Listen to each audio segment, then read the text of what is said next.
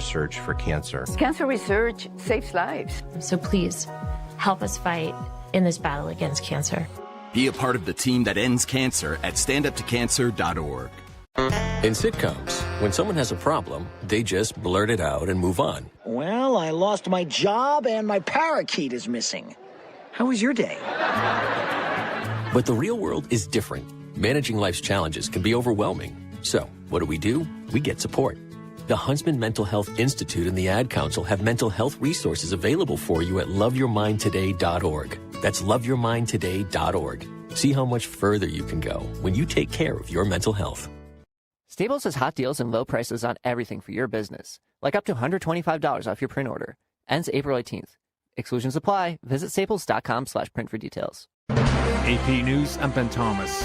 Iran continues to fire missiles and drones at its Gulf Arab neighbors and Israel. But it's also confirmed Israeli strikes killed another 2 senior security officials. UN spokesman.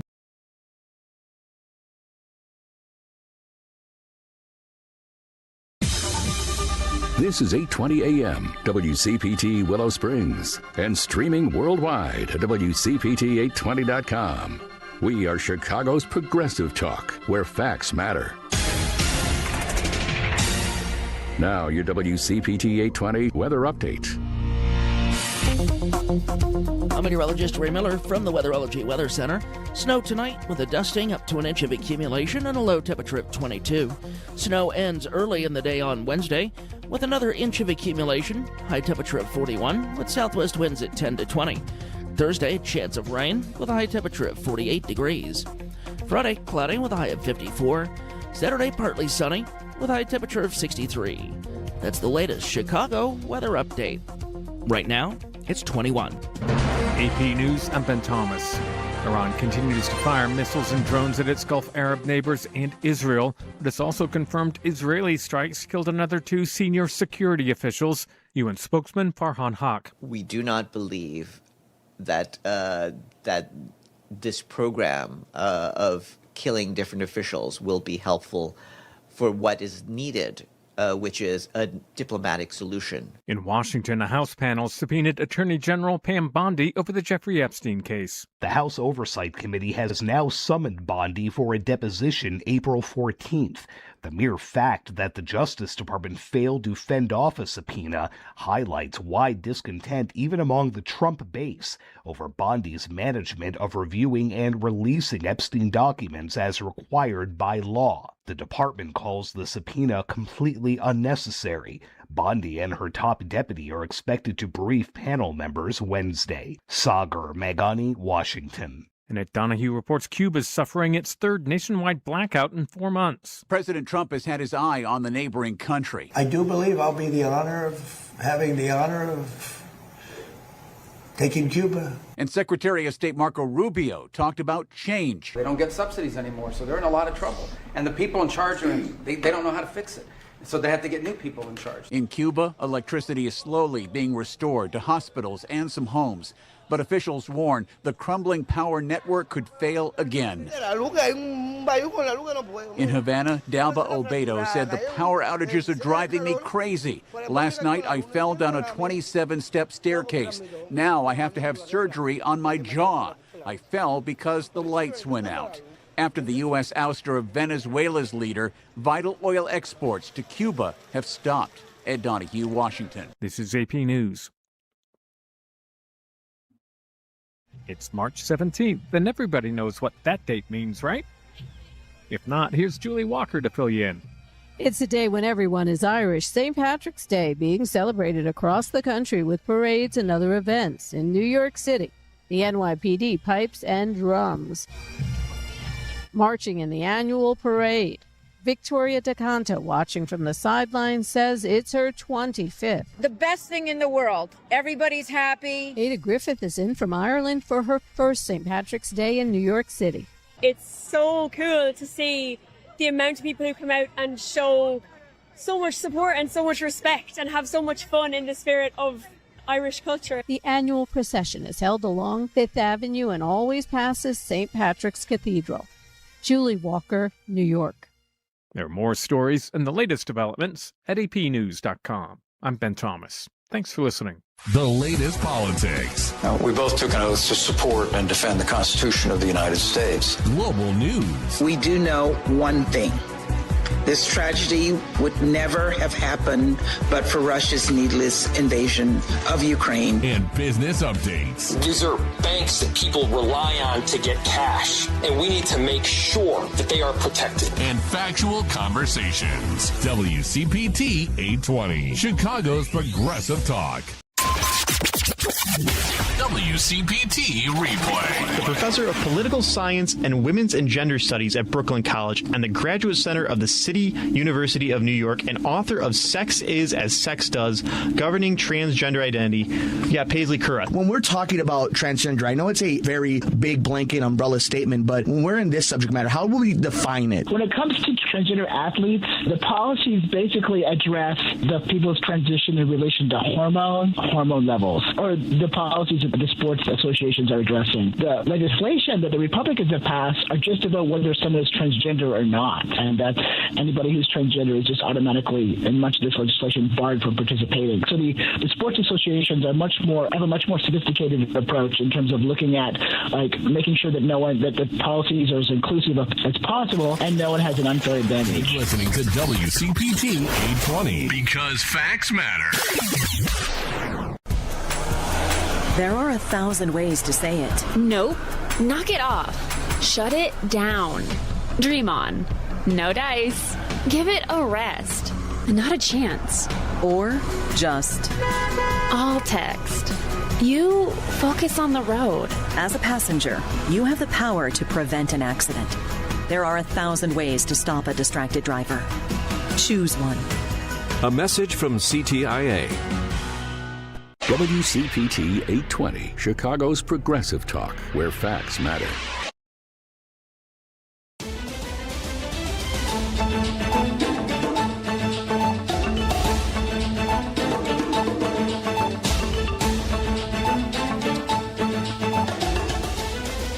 All right, guys, welcome to the WCPT day of coverage of our primary elections here in Illinois.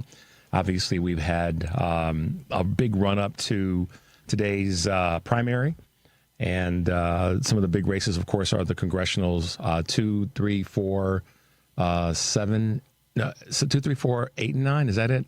And, of course, the Senate with regard to Dick Durbin's seat. I don't know if we call it former seat, but the seat that he has been in for a number of years, and he has decided not to run again for re-election.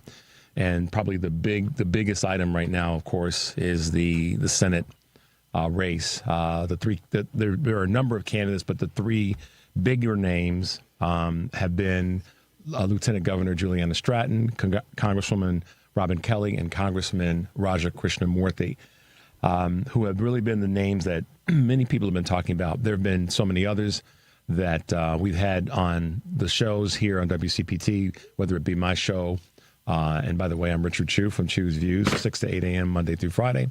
Or if it's been Joan Esposito, live, local, and progressive from 2 to 5 in the afternoon, or Patti Vasquez, who was just with us from 5 to 7. We've had on pretty much every candidate you can imagine, whether they be a candidate that's running for a federal office or a state office. And I think that's been really great for you as our listeners to be able to find out a little bit more about the candidates through our lens, and obviously they've been making the rounds on the various news outlets. And this evening, we also hope that you will stay with us because we're going to bring you whatever results we have, and plus we have a flurry of reporters out in the field. By the way, tonight's primary election coverage on WCPT is sponsored by Fazio Insurance. Fazio Insurance is an independent insurance agency serving residents and businesses in Will and DuPage counties. Since 1953, the Fazio Insurance name has been trusted by the community to offer unparalleled service and competitive quotes to clients throughout the state of Illinois. For more information, contact Paul Fazio at 815-727-2611 or check them out on their website, FazioINS.com. I'm Joan Esposito. Richard and I are going to be here for the first hour from 7 to 8. Richard, me, and Patti will hold down from 8 to 9, and then we'll let Richard go home and get some sleep, and Patti and I will finish off the final hour. We are going to be speaking not only to our reporters, but also to some of the people who are on the ballot this primary day. One of those people, of course, being Congressman Mike Quigley. He joins us now to talk about this day. Hey, Mike, how are you doing? You know, for the wonks and pundits and nerds and people who just love democracy, this is happy birthday. This is Merry Christmas, Hanukkah, Happy New Year. This is one of the best days of the year. They stay up late and watch election results. What were you doing today? I'm in D.C. We're in Congress. We are voting. It is the start of a season because the spending bills are going to have to start cranking up again, even though we haven't finished last year's. So we are inundated with people who come in from the district and talk about the issues. So, you know, there's an election in Illinois. There's a lot of work going on in D.C. Any particular bill that you need to vote on or committee meeting you need to attend? Well, you know, what we'd like to be voting on is a way to get our TSA workers paid again. And, you know, there's a responsible way to do this that fundamentally alters the way ICE operates, but there's just hasn't been any movement on the Republican side. So we'll see. At this point in time, I think everyone's focused on the election. But, there are workers now who have missed 2 paychecks. There are people who are selling their blood to get by, and that's just no way to run a country. Plus, as it goes on longer, as we've seen in other stoppages, there will be more TSA workers each day getting, quote unquote, sick because they have to find other jobs. Right. They have to make a living some other way. And, you know, this happens all too often. Of course, it's discouraging other people from taking on the profession that keeps us safe. But back to the task at hand tonight. Yes. Richard, you want to jump in? Yeah, I just didn't want to jump over you guys. Yeah, Mike, hi, it's Richard Chu. I appreciate all you do, Representative. And one of the things that you just spoke about with TSA, I saw an interview with Senator Krishnamoorthi where he was asked on a couple different times, why won't the Democrats do X, Y, and Z? And his response was, this is not on us, you know, in terms of what's happening with TSA, and that the budget's there, but the Republicans just aren't making the right decisions on how what's already allocated should be put in place. So it's good to hear that you guys are holding the line. Well, here's the situation very quickly. The government gets funded not because we pass a budget. It's because we pass appropriation bills, 12 of them. 11 of the 12 have passed. Democrats refused to fund Homeland unless there were dramatic changes to ICE. Nothing that we wouldn't ask of any other police force, right? Mm-hmm. Judicial warrants, body cameras, identification, regulations on use of force, all the things that most Americans want. But in the meantime, there is a bill out there I'm a co-sponsor of, the ranking member of the Approps Committee, Rosa DeLauro, that says we're going to fund everything but ICE. And that would take care of TSA. It would take care of the Coast Guard and FEMA and all those other important programs until we come to terms with this. Now, the fact is ICE got a tremendous amount of money in the big, ugly bill. Their budget tripled. They're poaching police officers with $50,000 bonuses. So they're actually, the cruel irony is they're actually rolling in their resources.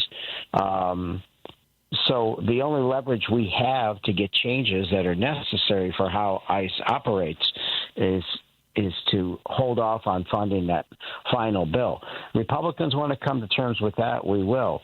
But there is an alternative now that funds all those other things, including TSA, and puts ICE off until we can hopefully come to terms with dramatically restructuring what the functions of ICE are. Wow. Hey, are there any congressional races that you are paying particular attention to tonight? Obviously, except for yours. Well, no. Let me put it. Here's something to consider tonight. We are losing. We have all these open seats with Senator Durbin at the top of that. You two understand all this. We are losing a tremendous amount of influence, seniority. Senator Durbin, number 2 in the Senate, right, on the Democratic side. Right. You're losing people like Danny Davis with extraordinarily important committees. I think Raja's 10 years. Robin is in the same area. We're losing a lot. Jan Schakowsky, they're all on critical committees with a lot of seniority. What we haven't talked about is, Illinois is going to have some catching up to do to have continue to have the same amount of influence in D.C.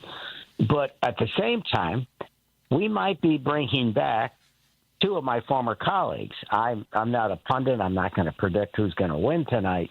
But there are 2 people running for Congress who have been here before, have a lot of seniority, and that's Melissa Bean and Jesse Jackson Jr.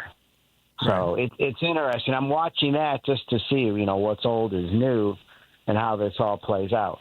I think if you want to see what's interesting, you look at these results tonight in 7 and 9 and so forth.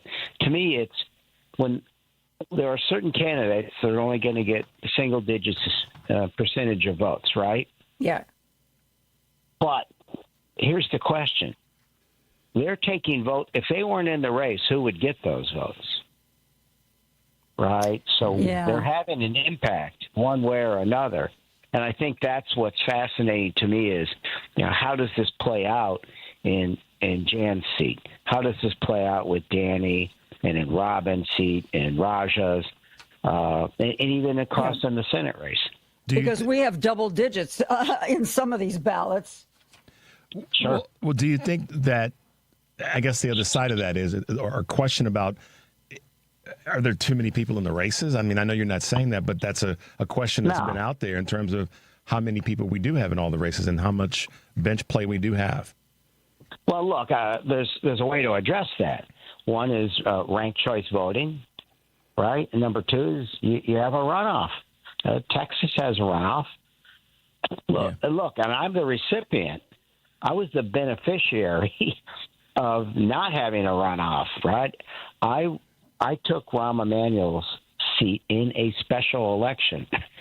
I won by, I think, 5 points, but I think I got 23.5% of the vote.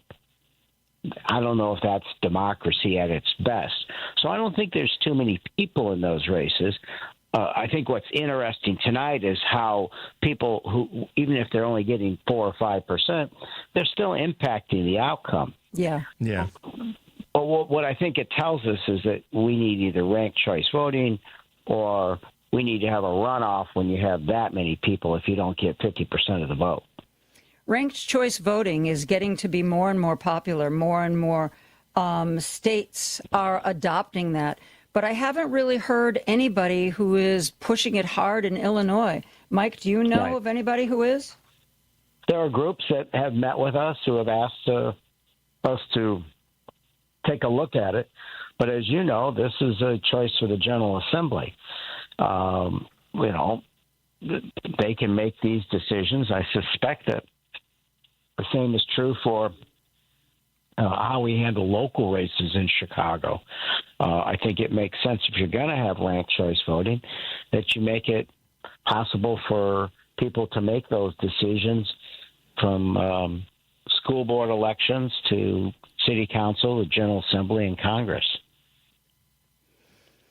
Interesting. Mike, thank you so much for taking time to talk with us tonight. Really appreciate it. I know you're really busy, and we really appreciate the fact that you've spent some time with us this evening. Take care and go off and vote some good votes. Thanks, Mike. All right, take care. Thank you. Bye now. We're going to take a break. We'll be right back with more. Think Theory Radio. Theoretical astrophysicist Dan Hooper. If there's someplace a light year away from now, there's nothing I can do now that can influence that place in less than a year. No matter what I do, no matter how I build my quantum machine, or no matter what I entangle or what I quantum teleport, nothing I can do here can affect that until a full year has passed, allowing light to get there at the speed of light. Think Theory Radio with Damian Perdue. Saturdays at 6 p.m. on WCPT 820. Are you looking for more in this world? Are you ready for something bigger? Then we are looking for you. The big-hearted, the bold, the messy and the gutsy. The teachers, the growers, the builders. The skilled, the sharers, the change makers. We need you. We are the Peace Corps.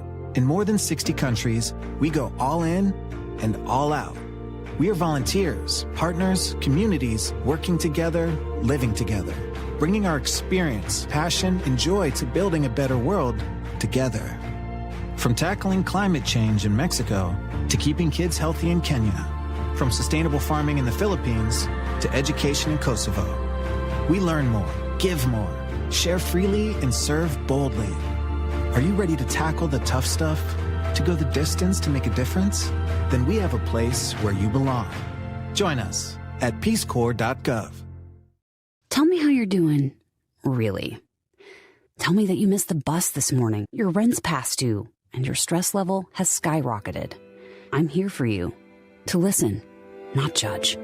To connect you to local mental health resources. No matter what you're going through, specialists like me from NAMI Chicago Helpline are here for you. Call or text Helpline to 833-626-4244. That's 833-626-4244. This is WCPT 820, where facts matter.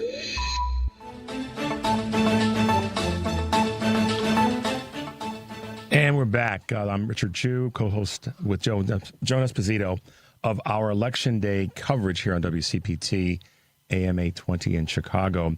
Standing by with us is Executive Director of the Cook County Democratic Party, Jacob Kaplan. Jacob, good evening. Welcome to the broadcast. Thanks for having me. Great to be here. So how is turnout looking right now? What do you see, or are you able to see anything at this point in terms of turnout numbers? I think turnout's going to be similar to what it ended up being in 2018, maybe even a little higher. Roughly maybe 30% or a little higher when all is said and done. So, it's a higher turnout than recent primaries, which is good to see. I mean, there's a lot of exciting races, so I think that's it's going to be a pretty high turnout for a midterm election primary here in Cook County. What do you think of the driving factors behind that?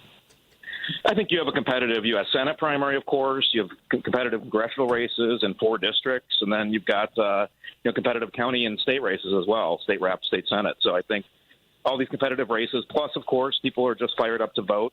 Many Democrats are fired up to vote. As Democrats, I know we have to wait till we get to the general election to vote against Republicans, of course, if you're a Democrat. But I think people are just fired up to vote in this national environment. So I think a lot of Dems are like, I just want to get out there and have my voice be heard. So that's good to see. Jacob, are you talking about, it's Joan Esposito, was there a late influx of voters? Because I checked the totals as of 3 o'clock today, and in Chicago, the turnout was 19% at 3 o'clock today, which is the second lowest turnout on record. But that was at 3 o'clock. Maybe from 4 to 7, was there an onslaught? Or when you say good turnout, are you strictly talking about Democratic turnout? More about Democratic turnout, but actually in the last 3 hours, we have seen a surge to a degree. We won't know. I know by 5 p.m. the city was over, I believe, 22%. And excellent. The other thing is that these numbers don't include a lot of vote-by-mail ballots that'll still be counted in the days after the election, or people that dropped off their vote-by-mail ballots today. So I think the numbers will end up much more towards 30 or maybe even above that when all is said and done. So, a lot of people vote after work. And it was cold this morning, so I think you are seeing a surge here in the last 3 hours. So. Yeah, and historically, when folks get off of work or toward the end of their workday on voting day, that's when we see this. That plays along with historicals in terms of voting day turnout. So that shouldn't surprise any of us at this point. Yeah, agreed. So it's good. Jacob, are there any races that you are going to be paying particular attention to?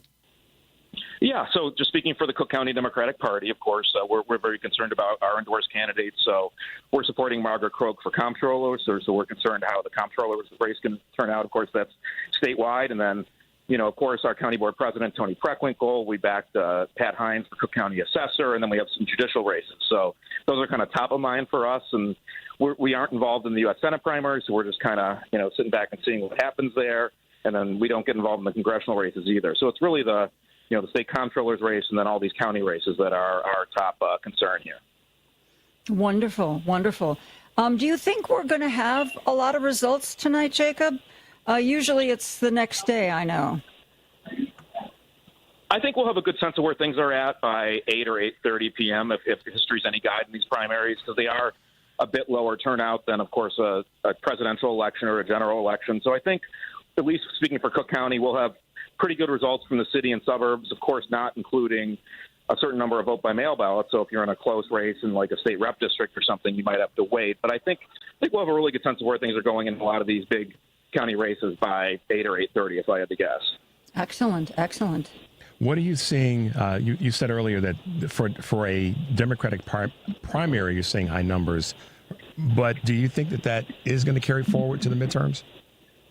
I do. I mean, I talk to voters out there. I knock on doors, and Democrats are fired up. They're ready to vote against Republicans. And so I think even when you're in places that may not be as competitive in our Democratic stronghold like Cook County, I think there's going to be a lot of Dems coming out in November to vote for Governor Pritzker, to vote for whoever wins the U.S. Senate primary, and to vote all the way down the ballot for Dems. And I think that'll hold true certainly other places in the state and other places in the country. I think Dems are furious about what's happening nationally. They're concerned about democracy, and I think we're going to have record turnout for a midterm in November among Democrats. If history here is any guide, I think that's what'll happen.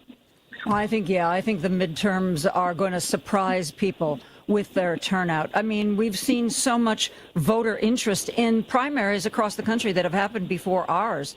I think people are fired up. I think you're right, Jacob. And the special elections too. Sorry, go ahead.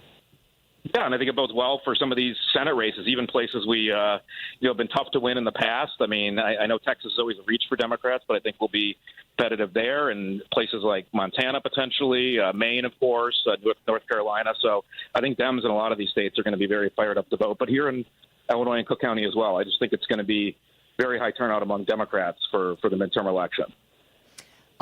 Jacob, thank you so much. Jacob Kaplan, Executive Director of the Cook County Democratic Party. We are going to be taking a break. We're going to be talking to Max Bever, who is the Public Information Director at the Chicago Board of Election. He can tell us what about that last-minute surge in voting. Plus, Governor Pritzker is speaking. We are going to try to turn that around for you as soon as we can. We'll be right back after this.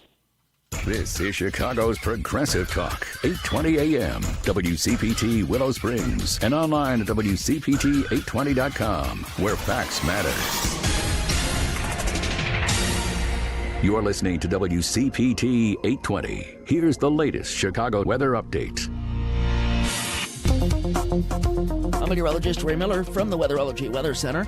Snow tonight with a dusting up to an inch of accumulation and a low temperature of 22. Snow ends early in the day on Wednesday with another inch of accumulation, high temperature of 41 with southwest winds at 10 to 20. Thursday, chance of rain with a high temperature of 48 degrees. Friday, cloudy with a high of 54. Saturday, partly sunny with a high temperature of 63. That's the latest Chicago weather update. Right now, it's 23. Tom Hartman. Autocrats generally, particularly those autocrats who have narcissistic personality disorder and are sociopaths, as is, in my opinion, Trump, typically do not tolerate high-profile people around them. They want to be the star of the show, and that's certainly been the history of Donald Trump. The only people that he will tolerate around him are people who, when he says kiss my ass, they fall to their knees. The Thom Hartmann Radio Program, weekdays 11 a.m. to 2 p.m. on WCPT 820, where facts matter. Teachers are dynamic leaders, shaping a new generation. They bring a variety of perspectives from diverse backgrounds, innovating how they teach to prepare students for our fast-changing world. Achieving this takes skill and expertise. They're tireless explorers, creatively discovering a universe of solutions, telling stories, experimenting, inspiring, mentoring, connecting cultures, and connecting with each other. Leading by example. Experience the unique joy of helping students thrive. Teaching is a journey that shapes lives. Are you ready to begin? Explore teaching at teach.org, a campaign supported by the U.S. Department of Education, Teach.org, and 1 million teachers of color. When you leave the office, catch up on what you missed on the way home with Patti Vasquez. Weekday afternoons from 5 to 7. Because we have so much to talk about every day. Driving it home with Patti Vasquez. And as you would imagine, that would mean that folks want to call in and join the conversation. Only on WCPT 820, Chicago's Progressive Talk. You're listening to WCPT 820, because facts matter.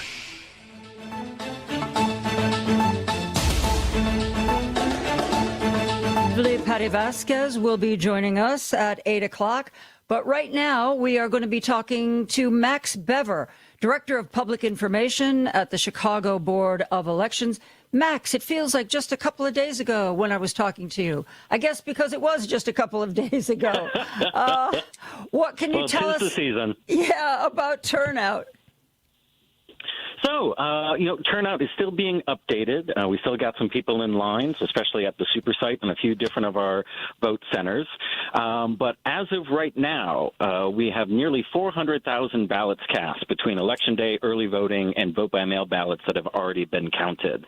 So that's over 25% citywide turnout. Wow. So the good news is we've already beat 2014 and 2022. We were heading into Election Day with very strong early voting numbers, and a lot of our vote-by-mail ballots returned back. Those numbers were skewing a lot closer to 2018. I think we were feeling very encouraged. There was a drop-off for voting on Election Day. It started off real slow in the morning, but it really picked up all day long, and something happened that I don't generally see in elections. Usually there's a break in voting during the day. There's a dip before lunchtime, and people get off of work. But hour after hour in the city, the turnout kept going up. So we had a huge surge of people showing up, especially from 3 p.m. to 7 p.m. They gave us a little bit of extra Election Day voting. Now, those numbers are still coming in, and we still going to have tens of thousands of vote-by-mail ballots that will be counted over the next 2 weeks. The ballots that arrived on Monday, Election Day, and then properly postmarked during this 2-week counting period. So that turnout's going to continue going up over these next 2 weeks. We'll see where it gets, but we may be in a position, especially if these races are a bit close, where it might come down to those vote-by-mail ballots. So I do have to say it up front. We'll see how the results come in tonight, but for some of these campaigns and candidates, they may have a bit of need a little bit of patience as the rest of the vote-by-mail ballots are counted through this period. Okay. Tens of thousands. Is that a usual amount that you expect after today? After an election day? That is a usual amount. Mm-hmm. What we had seen, though, is that more vote-by-mail voters were returning their ballot back quicker. So we entered Election Day with almost 50% of our ballots already returned back. I think a lot of our voters were heeding that U.S. Postal Service warning. They were returning them back earlier. They were using our secure drop boxes. So we did get a very good amount heading into Election Day. But we did enter Election Day with 85,000 that were still outstanding. Now, not all of those ballots are going to be returned back. Many of our permanent roster voters changed their mind, or maybe people vote in person. Ultimately, it's difficult for people to choose a ballot for a primary election sometimes. But we do imagine that a good, healthy portion of that, again, tens of thousands, will be coming back within these 3-day period, and then trickling in after that, a lot of our military and overseas voters. So it's a little bit of a question mark, but ballots and properly postmarked vote-by-mail ballots will continue to be counted through the next 2 weeks. Max, this is Richard Chu. What have you found, or how have people been responding to the process? Are you getting any sort of indication how people feel about how this cycle has gone in terms of the effectiveness compared to other election cycles? Wow, that's a very good question. I think what we saw is that there was a lot of fired-up voters. Compared to other primary elections, more people voted earlier, which is a little bit unique for a primary election.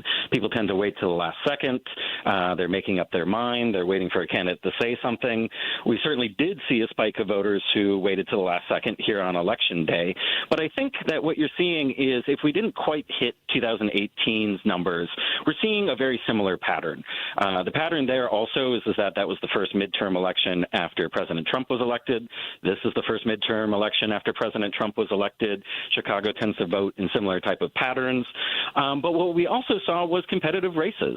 The U.S. Senate seats, many different congressional races. When races are competitive, they really do drive voters to the polls. They might be annoyed by the amount of calls and texts and mail pieces that they get, but they're aware there's an election, and there's generally somebody who's trying to get them to those polls or get them out to vote. So what we did see was numbers that were pretty similar to 2018 based off of fired-up voters and these competitive races. Max, do you think the fact that we had so many open seats, we had Congress people going for Senate, we had state people going for Congress, we had other Cook County commissioners and others going for the state offices, do you think just the fact that there was so much going on with this election, do you think that affected turnout? I do. So, again, competitive races are always very helpful. When there aren't choices on the ballot, that tends to drive down turnout. We were worried about heading into this election. We only had 3 party options, Democratic, Republican, and Libertarian. There wasn't a nonpartisan option this year because there was no referendum questions, no Green Party ballot. But what we have seen is that Chicago's voters really have started to turn out. The beginning of this day was driven by older voters, and that still might be the case, voters 55 and up, but especially 65 and up.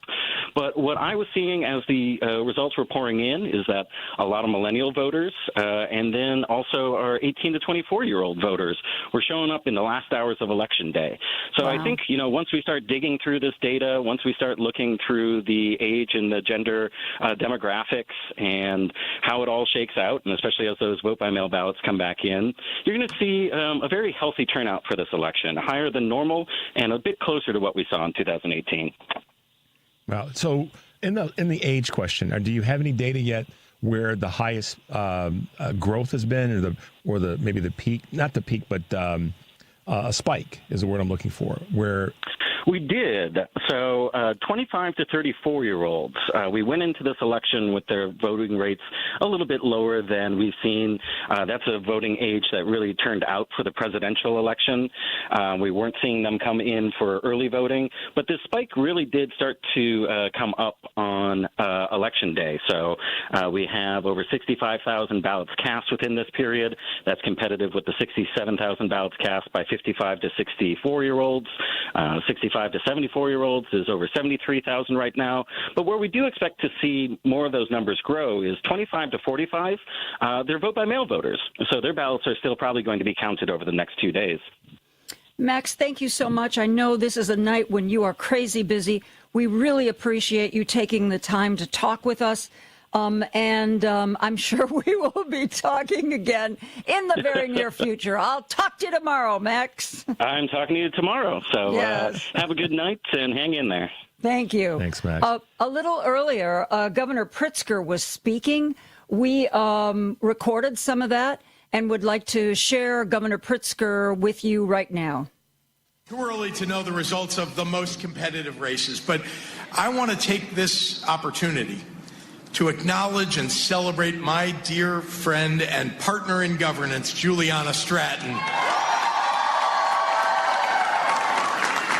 I was proud to run with her in our last 2 elections, proud to serve alongside her for the last 7 years, and proud to endorse her U.S. Senate campaign. She is an outstanding, kind, and genuine person who loves this state with all her heart. and I am grateful for her for all that we have achieved together. So give her a big round of applause. I'm also proud to have endorsed Margaret Croak for Comptroller and Tony Preckwinkle for Cook County Board President. Both of them fantastic leaders and model public servants. Our state is lucky to have them. Now, it has been a long and arduous primary season for many. But when so much is at stake, there's no time to rest. The general election begins right now. And we're headed into it with the best campaign team in the country, led by my campaign manager, Chris Shallow.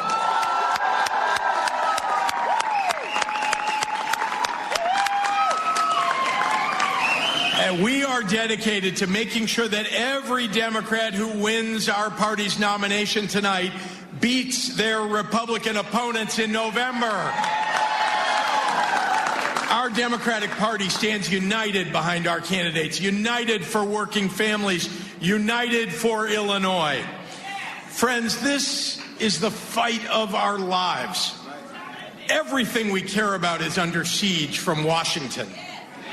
Right now, grifters of corruption and selfishness, purveyors of bigotry and hatred, have taken control of the White House and the Congress. Their purpose is to make themselves and their dear leader richer, and to do it at the expense of the powerless and the most vulnerable. The carnival barker-in-chief. Oh, sorry, I meant the commander-in-thief. Says there's no federal money for health care and food assistance for families in need. But he had no trouble finding tens of millions of dollars to send masked troops with assault weapons onto the streets of Illinois to terrorize Americans. They're shooting moms in the face. They shot a nurse in the back who was peacefully protesting. A teacher's assistant was shot 5 times for honking her horn and yelling. These were all American citizens. And then something remarkable happened. Even as other states capitulated to Donald Trump, the seemingly unstoppable force of Trump's unrestrained power met the unmovable object of Illinoisans' courage.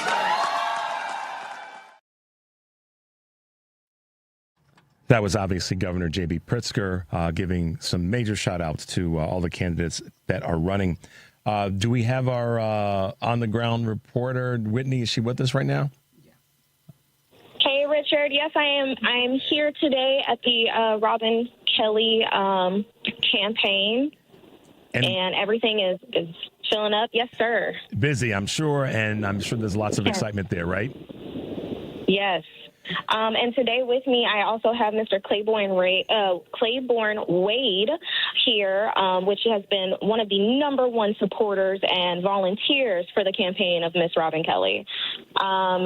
Mr. Wade, how are you feeling about tonight? I'm feeling excited. I'm happy to be here.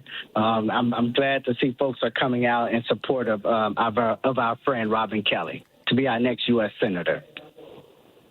Whitney, what's the mood in the room? What are you getting from people who are there that are supporters? Are you getting any feel? Have you talked to other people? Yes, actually, I do see so much excitement here. Not only do I have Mr. Claiborne Wade, but I also met a couple that their 36th anniversary is tonight, and they're here celebrating it with Miss Robin Kelly, actually. That's impressive. That's commitment. And one of the things that we've been hearing, Joan and I have been hearing from folks that we've had on, Jacob Kaplan and Max Bever, is that the turnout has been amazing and that the excitement level from people that are showing up at the polls has been really strong. So that's why I wanted to know what feeling you're getting there from the folks that are in attendance. Well, and the other thing I want to ask you about that, Whitney, is I've been watching the results. Block Club Chicago is updating it. And with 37% of the votes counted in this Democratic primary, Robin Kelly is running kind of a distant third. Has anybody in the campaign said anything about that? So far, no, I haven't gotten any feedback on that at this time. But it is very exciting in the room, and I do hear everybody still holding on to getting her into office and that next level up. Well, I think she's a terrific candidate, and I think that she would be terrific in the Senate. But, I hope she wins.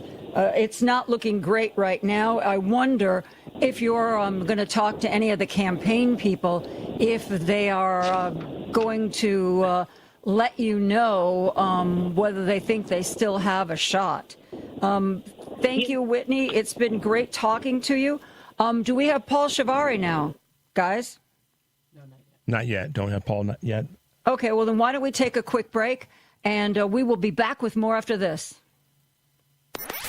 Tired of all those talking heads down the dial who think they're always right? People need to just calm down. It's gotten ridiculous. Welcome to WCPT 820, where facts matter. Quite frankly, I get most of my news from you. This is WCPT 820, Chicago's progressive talk. Alexa, play WCPT. WCPT from TuneIn.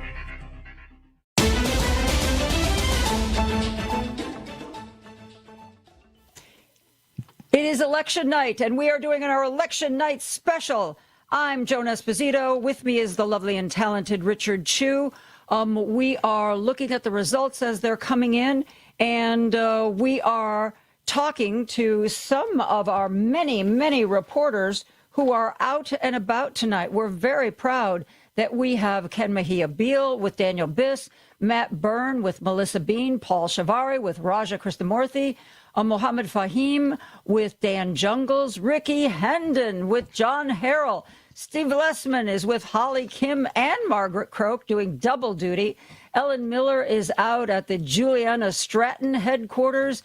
Dylan Althoff is with Robert Peters. Whitney Randall, as you just heard, live from the Robin Kelly headquarters. And we have a few more people who are sort of unofficially going to help us out if we need them and when the time comes. We have a cast of thousands, Richard. Joan, I just heard that that we do have Paul Shivari in the hopper. So let's go to Paul. Hey, can you guys hear me? Yes, we can. We can. Go ahead, Joan. No, go ahead, Paul. Oh, well, not much to talk about here. I mean, people are kind of milling in. They opened it to guests who may have either worked on the campaign or contributors to Raja Krishnamoorthi's campaign, and they all kind of filed in within the last hour. The vibe here seems to be confidence in Representative Krishnamoorthi's chances tonight. However, everyone is concerned about how Julia Stratton has been doing in the polls lately. And I know just from showing people kind of the results that I've seen on various sources, it seems to be neck and neck as the polls are kind of closing and coming in. Whereas, some counties are going for Julia, some are going for Raja. And it really can't get a clear sense of who's going to win this thing right now. Yeah. Paul, where exactly are you? Are you at a hotel or I'm at the Westin, Michigan, right next to the Hancock building. Okay, sometimes, if somebody thinks they're really going to win, they take over a really big space, because they want to have plenty of room for that crowd. So we fully expect to get a crowd report from you as well as a candidate report from you. Well, it is getting crowded. It was starting to fill up right before I called in. There's tables, high tops and low tops, a lot of space in the ballroom, and it seems like every table is being filled up right about now. Just within the last half hour or so, a lot of the guests have been kind of rolling in and eating hors d'oeuvres and hitting up the bar and just kind of awaiting the results. It doesn't seem like anyone is checking their phones like I've been though for the results. There seems to be this air of confidence in the room right now. Well, how are you able to find a quiet space if that many people have rolled in? I've been wondering looking for the cacophony of noise in the background. I stepped out to the beautiful lobby area where some people are hanging out. I get a beautiful view of the lower floors of the Hancock building and just all of the activity going on. It's a lot quieter out in the lobby than it is in the room. Those lower floors of the Hancock building, man, that's some pretty architecture, Paul. Oh, I know. Yeah, I get to see all the storefronts and everything.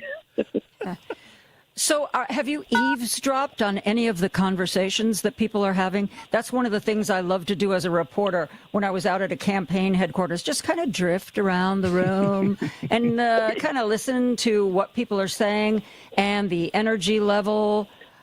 Have you got any of that good stuff for us? Nothing really juicy. It's just, like I said, just like an air of sort of calm and confidence in the room.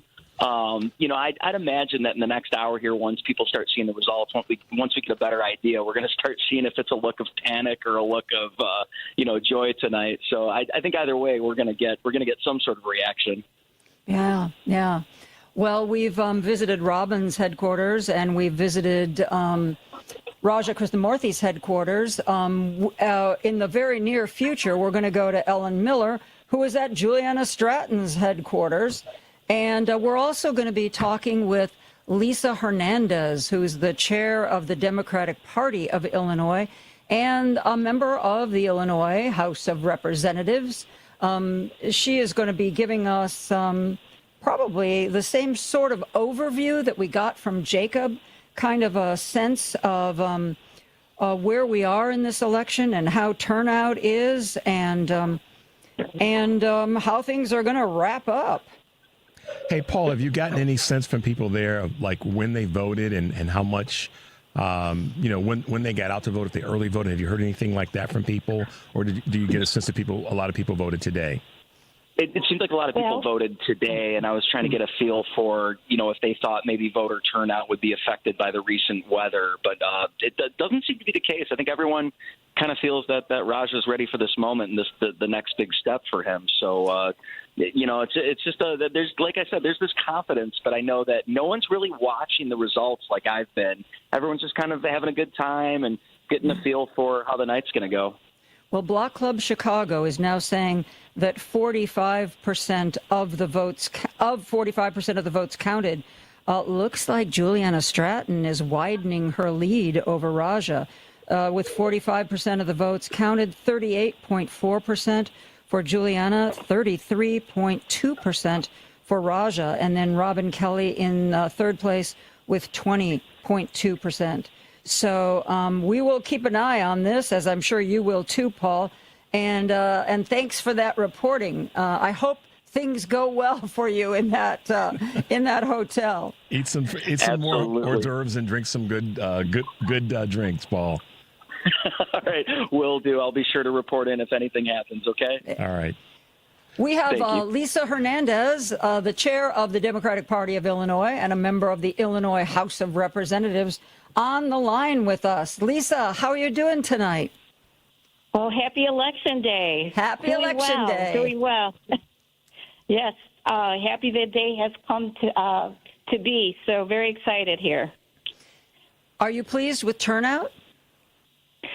So I am. I can tell you the EPI has, been doing the work, educating our voters, answering questions on our voter protection hotline, doing what we have to do to get voters engaged and, questions answered, but, really trying to drive the momentum to make sure they come out and vote.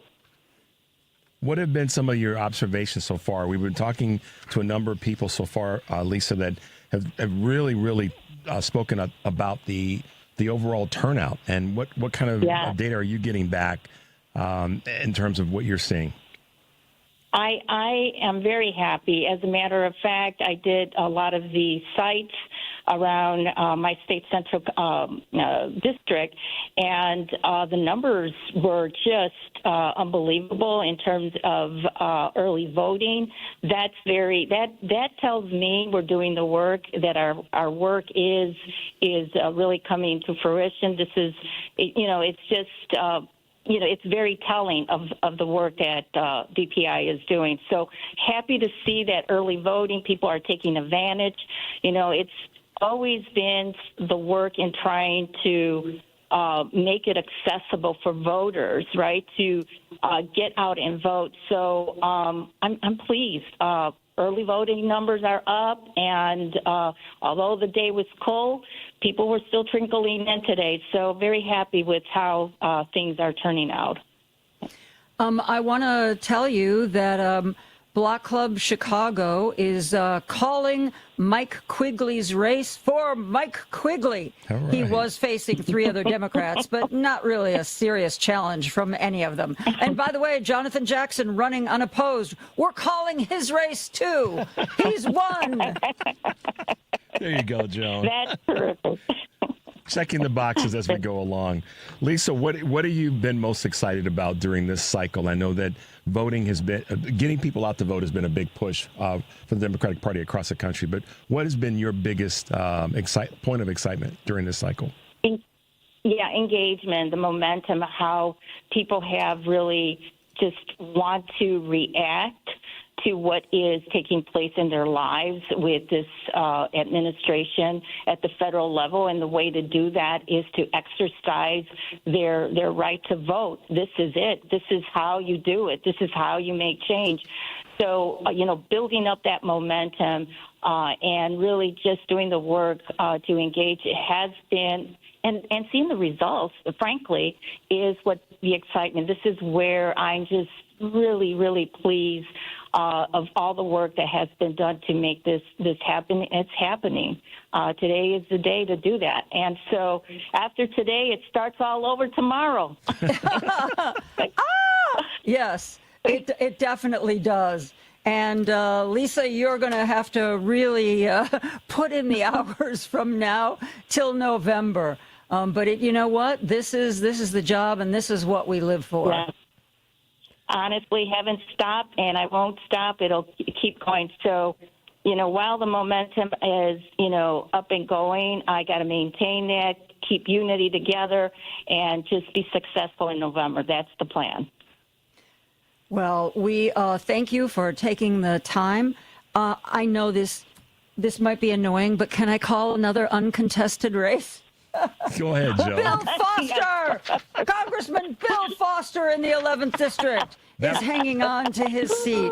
That was a tight race against himself. I know. And, we were talking to Mike Quigley earlier, Lisa, and he seemed pretty confident that Melissa Bean was going to be returning to Congress. And I got to tell you, so far, it looks like Mike Quigley is right about that. She is definitely leading the pack. Yes. So doing the work, working hard, knocking on those doors, that's how it's done. Workers or winners do the work. So I think that's what's happening here. That's great to hear. It's great to hear that people are so much participating this cycle. I mean, everybody that I've talked to, and Joan, you're the same, that folks are just excited about being in the process and being out there knocking on doors and talking to people. And so it's good to hear that coming from you as well, Lisa. Yes, no, I'm going to keep it up. And again, it's, there's a lot of reason why people need to get involved in these days. So got to keep that momentum, and that's the intent. Fantastic. Well, thank you for joining us. It is a pleasure to talk to you yet again. Richard Chu and I have been holding down the fort for an entire hour. Oh my gosh. We're going to get a little bit of a break after the news. At least I think we are. Maybe, who knows, Richard? Maybe Patti Vasquez ran home and she's not coming back. She's taking a nap, Joe. Yeah, she fell asleep. We're going to break for news, and if Richard and I are very, very lucky, we will be joined by Patti Vasquez when we come right back after this. This is WCPT telling you how you can shop blue. Thomas Edison invented the first light bulb, but however, did you guys know that Lewis Howard Latimer, a black man, improved upon it? That's right. Latimer's light bulb was made to last longer than Edison's. Latimer later sold that light bulb to the U.S. Electric Company in 1881, making light bulbs more accessible and affordable to the community. Here are some light bulb companies that support the Democratic Party. Philips Light Bulbs. Philips supports the Democratic Party very highly. In 2024, Philips donated over $400,000 to Democratic candidates in 2024. GE, General Electric. GE roughly is about 50-50 split with candidates they donate to. In 2024, 54% of GE's donations went to the Democratic Party, including $159,000 to Vice President Kamala Harris's presidential campaign. Hey, you guys want to hear a joke? How many Republicans does it take to change a light bulb? None. Donald Trump just says it's fixed and they all sit in the dark and applaud. This has been WCPT telling you how you can shop blue. Amazon Business empowers leaders with smart business buying tools, leaving time to focus on strategy and growth. Free up your teams and focus on your future at AmazonBusiness.com. AP News, I'm Ben Thomas. Iran continues to fire missiles and drones at its Gulf Arab neighbors and Israel, but it's also confirmed Israeli strikes killed another 2 senior security officials. UN spokesman Farhan Haq. We do not believe that that this program of killing different officials will be helpful for what is needed, which is a diplomatic solution. In Washington, a House panel subpoenaed Attorney General Pam Bondi over the Jeffrey Epstein case. The House Oversight Committee has now summoned Bondi for a deposition April 14th. The mere fact that the Justice Department failed to fend off a subpoena highlights wide discontent even among the Trump base over Bondi's management of reviewing and releasing Epstein documents as required by law. The department calls the subpoena completely unnecessary. Bondi and her top deputy are expected to brief panel members Wednesday. Sagar Meghani, Washington. And at Donahue reports Cuba is suffering its 3rd nationwide blackout in 4 months. President Trump has had his eye on the neighboring country. I do believe I'll be having the honor of taking Cuba. And Secretary of State Marco Rubio talked about change. They don't get subsidies anymore, so they're in a lot of trouble. And the people in charge, they don't know how to fix it.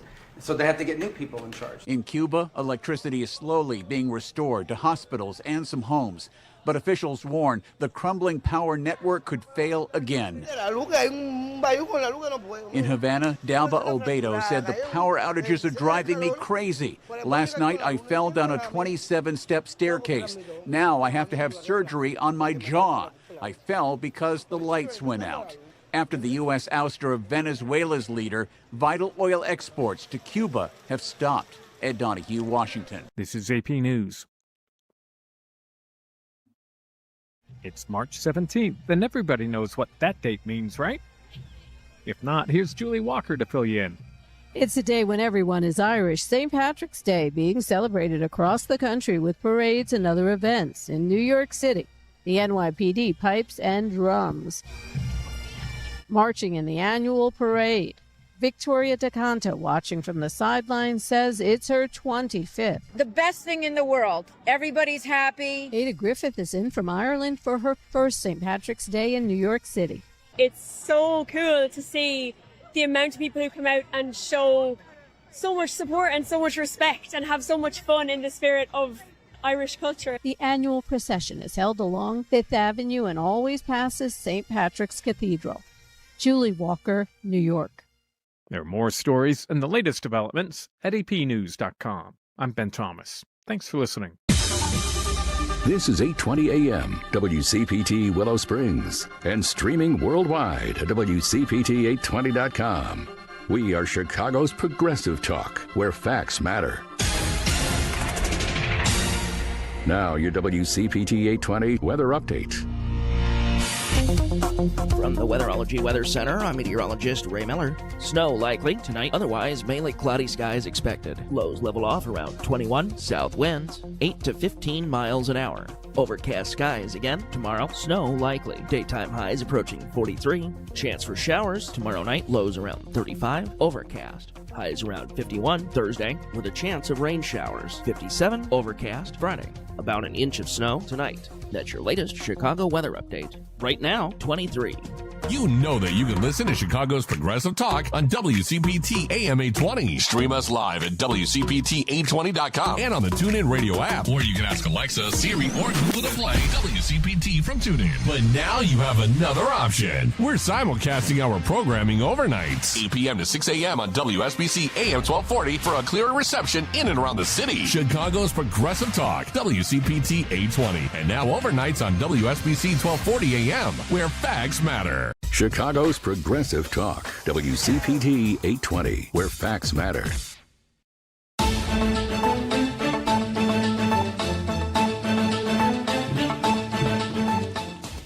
Who's Joan's going to bring us back. I will. Hey, Joan. Hey, Patty.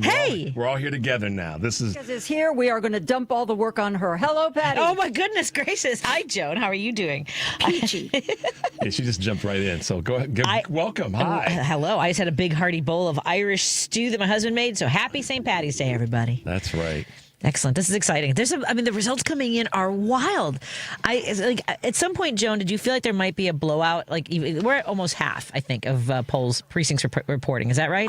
Honestly, I thought most of the races were going to be a lot closer than they seem to be right now. I mean, as you know, anything can happen. Yes, no doubt about. And this has been just the wildest primary season with the money that was coming in, and I mean, the way the endorsements have sort of been it's been wild.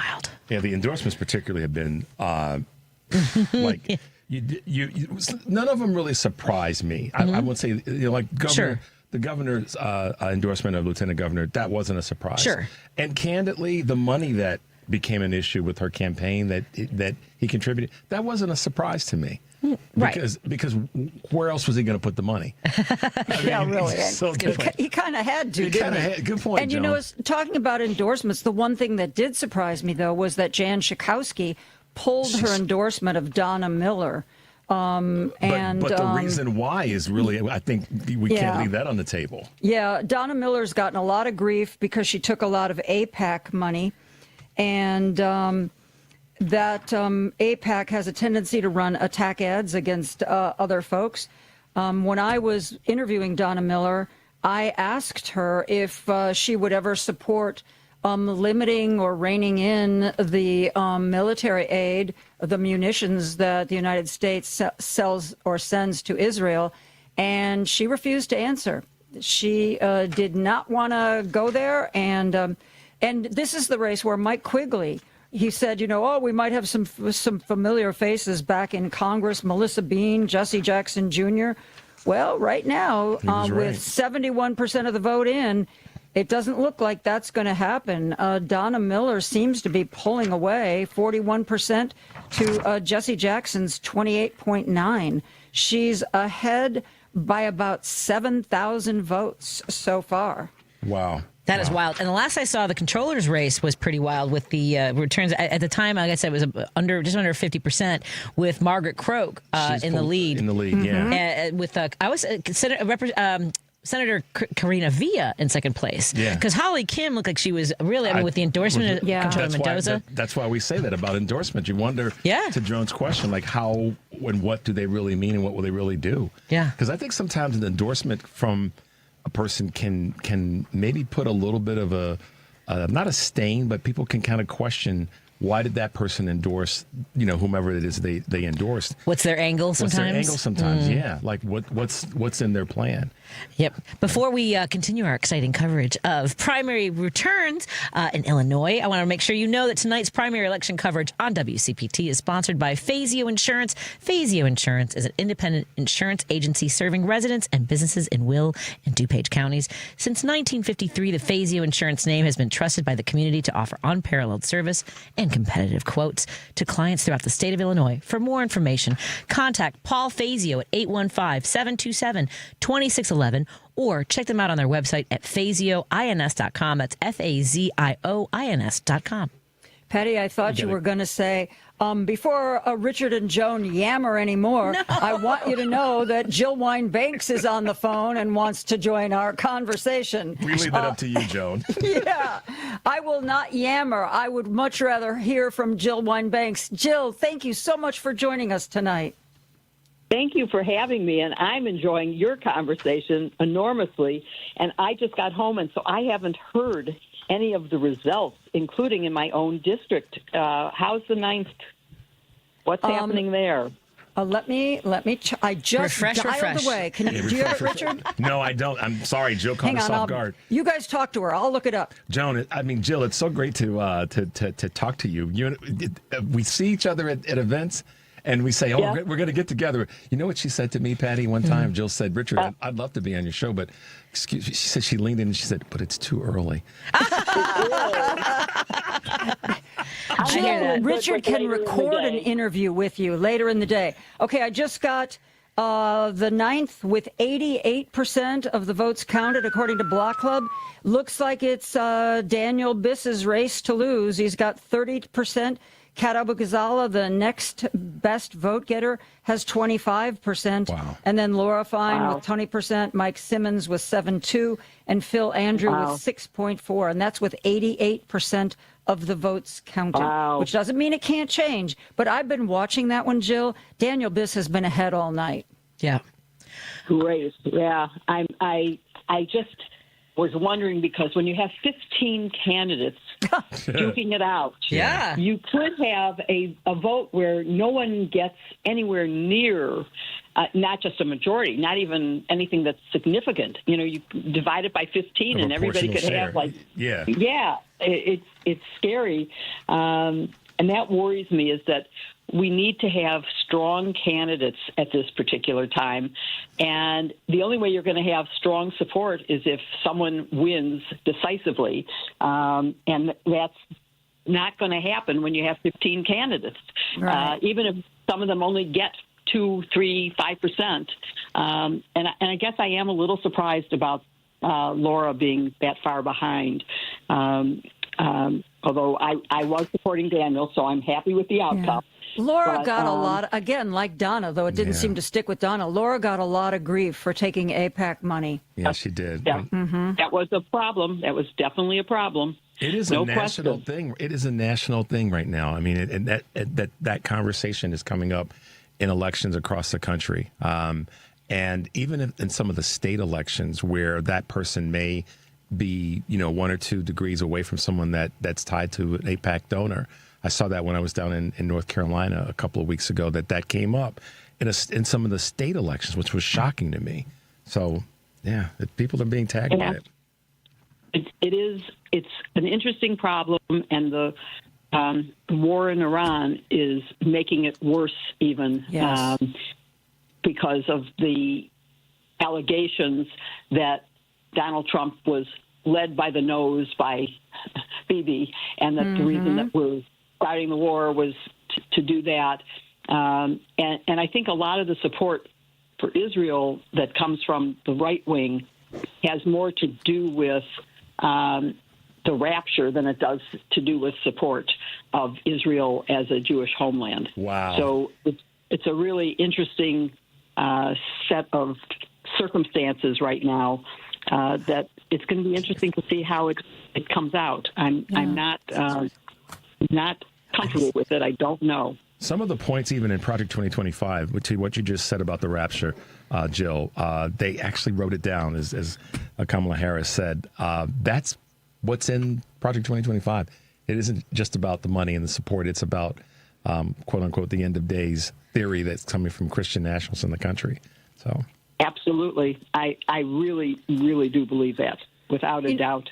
Jill, I was talking to a campaign strategist who said that more than ever before, Democrats need to, in addition to the kitchen table issues, they need to tell people that they are going to be they're going to be on the up and up. They are not going to be corrupt, and that they will pass campaign finance reform, and that they will pass a law that says Congress people can't trade stocks.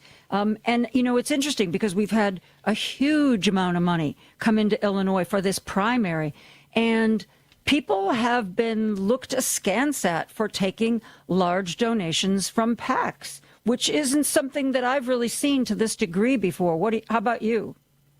Well, it's interesting. I think even in the debate that you hosted, WCPT hosted, and that you were moderators or questioners of the 3 candidates for Durbin's seat, were, making allegations, but they were all taking PAC money. And so it doesn't matter whether the PAC is coming from our very excellent governor, who I adore, but who was a huge supporter of one of the candidates, or whether it comes from a corporation. I don't know. I mean, it's something I firmly believe that finance reform, campaign finance reform, is essential. If you recall, I mean, I'm a Watergate prosecutor who saw the laws change, and then I saw Citizens United, the Supreme Court, obliterated all the campaign finance reform, and I saw the harm that unaccountable money would have on elections, where people could just willy-nilly give money and not be reported. You didn't know where the money was coming from. Mm-hmm. And so I think it's a really serious issue. I mean, there's so many things when you talk about corruption. If we don't change the emoluments clause, and you continue we have to put some teeth in it. You know, Trump was like, you violated the emoluments clause. And he was like, so what are you going to do about it? Yeah. Well, and the crazy thing about it is, Jill, here we are. If we go back to Watergate, one of the lines that we've heard for years is follow the money. And we haven't really followed the money, even when we were told to, almost 50 years ago, to follow the money. And here we are again, trying to follow the money. We are, and although I think Congress is finally starting to follow the Epstein money, that's bringing back to my mind the follow the money of Watergate is, let's find out where was all his money coming from and who was paying and who was he paying and what was going on. Follow the money is one way to find out. But if you look at the money that's coming into the Trump family, to Donald, to his children, you have to say, is this what we want for our country? Is this what we're going to do? And the answer has to be absolutely no. We need to change these laws. Guardrails that existed were in part because we elected people who actually cared and knew shame, and they wouldn't even think to violate the emoluments clause, for example. But once you have someone who doesn't care about that, if you don't have an implemented and enforceable law that is putting into legislation what were the norms, norms are not enough now. They have to be laws that have consequences. So let's get the consequences in place. Prosecute, prosecute, prosecute. Yes. Unfortunately, I wish we would elect people who wouldn't violate the rules, so you wouldn't need prosecutions. But unless there is Jill, living in that fantasy world again, aren't you? Aren't you? Yes, it's a Pollyanna. What can I say? I actually once thought that Donald Trump was the one who was going to bring us the Equal Rights Amendment, too. He promised he wanted to help women, no matter whether we wanted it or not. He was going to help women. Oh, that's that was the operative phrase. Oh, gosh. Yeah. That's right. Yeah. I'm over that delusion. Yeah.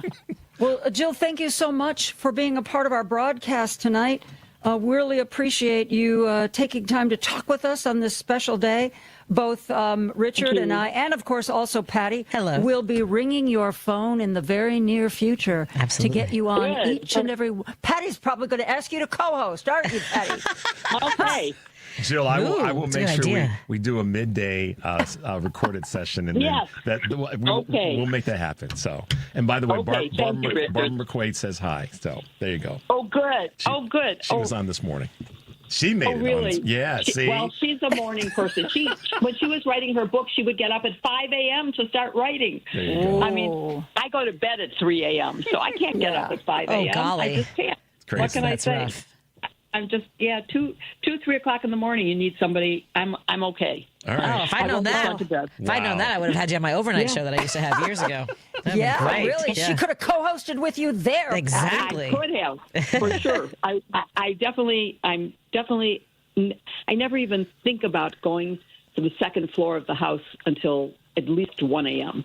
So I'm just, my body clock is a night owl. So, but I'm so glad I'm going to be listening to you guys for the rest of the evening.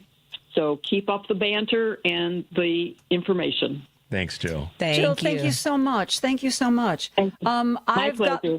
I've gotten the word that Ellen Miller is ready to talk to us. She is at Juliana Stratton's headquarters. Ooh. Ellen, are you there? Is she still with us? And folks, by the way, you can watch us streaming on Facebook right now. We have a poll going, wondering what folks think as we watch the returns come in the Senate race. Right now, I know that Lieutenant Governor Juliana Stratton has a lead, and we're wondering what you think. It's not too big of a lead, and Congresswoman Robin Kelly has reached over 20% of the vote as well. It's very competitive. Yeah. So yeah. Who's there now? Guys, I guess Ellen was waiting. She got tired of waiting for us, and she wandered away. No. So we are going to try to find she's there. Ellen. No, I hear it. No, she's there. Oh, she I is? hear her. You guys disconnected me. Oh. I push the wrong buttons all the Must time. have been Andy or Matt. Okay. They're bad. You guys, you're doing. I am here at Cine City at 24th Street, and the energy is palatable. It's fantastic here. It is. The vibe is very optimistic, and I mean, I don't think anybody wants to celebrate yet, but people are really feeling good. The DJ is cranking the music. The food was rolled out, and it's just a great looking crowd. I ran into Jen Grosshandler. She came up to me. She's a regular on our show on Out Chicago. She's the head of Gender Cool. She's a worker for Juliana Stratton. She's a campaign volunteer, and it's great to be here. And I think people are. I don't know. They're feeling good. They're feeling good. Well, Juliana's been ahead all night, though it's a slim lead. I think right now it's like 5%. It's been like 5%, 6% all night long. Yeah. But a lead is a lead. Yes, it is. A lead is a lead. And I'm walking here right now with me. He's back. He had to do a little TV thing. But I've got 43rd Alderman Timmy Kudson. He's from the Lincoln Park area, and he is a surrogate for Juliana. And I'm going to put him on with you right now. First, I'm going to ask him, why are you optimistic tonight, Timmy? There's Joan Esposito, Richard Chu, and Patti Vasquez. Well, hey, everybody. First off, I'm so happy to talk to you all. And what I can say is the main room of this event is an optimistic one. People are excited. The music is loud. We love seeing these results come in. And I'm just so proud to, be on Team Juliana. And it really is what we're seeing on the screen is a lot of hard work going into numbers. Yeah, wow. and there's been a lot of conversation about the dark money that came in at the end. I think that there seemed like there was a big push of energy in the Stratton campaign in the last couple weeks. Not that it wasn't there all the time, but I think that there seemed to be a reinvestment of time and energy. Was that your sense? Yeah, we call really the energy over the past month Stratmentum. We always knew when voters knew Juliana, when she started getting to know people on debates as her own person, they started preferring her, right? When you put the three options in front of people who know each of the three, most often it was pro-Juliana. And she was able to get her message out really well over the past month or two where, of course, her main opponent, Raja, has been able to get his message out for now, 6 months. Very different media play. And I think what we're seeing now is what I hear on the ground. In the ward, downstate, everywhere, you just hear the people when they know who Juliana is, they're supporting her. Mm-hmm. Well, she definitely has held her ground. When we did the debate, all three of them performed very well, but she held her ground. She was unapologetic about the positions that she took, and she took no prisoners. I mean, I'd said that to Patti after the debate that she was clear that she wanted to be out in front, and she staked her territory. Yeah, and I'd say Illinoisans right now, they want a U.S. senator who takes no prisoners. The number one topic on Democratic voters' minds is who is going to stand up best to President Donald Trump. Those of us who know Juliana, it's always been Juliana. She's a fighter, and she's effective. And I'm just, I'm so optimistic, right? We're not there yet, but I'm hoping we get there. Hey, Timmy, I wanted to ask you, Block Club Chicago has called the 2nd Congressional District race for Donna Miller. With 72% of the votes counted, she has almost 41%. The next runner-up is his son, Jesse Jackson Jr., with 28.6%. A lot of people were thinking that Jesse was going to retake this seat, in part because voters really knew him. He had a lot of name recognition. Are you surprised by this result? You know, it's interesting. These congressionals are all very interesting, and they've been all over the place because, you know, there haven't been these openings in so long. What I can say is, first off, congrats to Donna on that lead. That's incredible. People know her as a really strong local leader, right?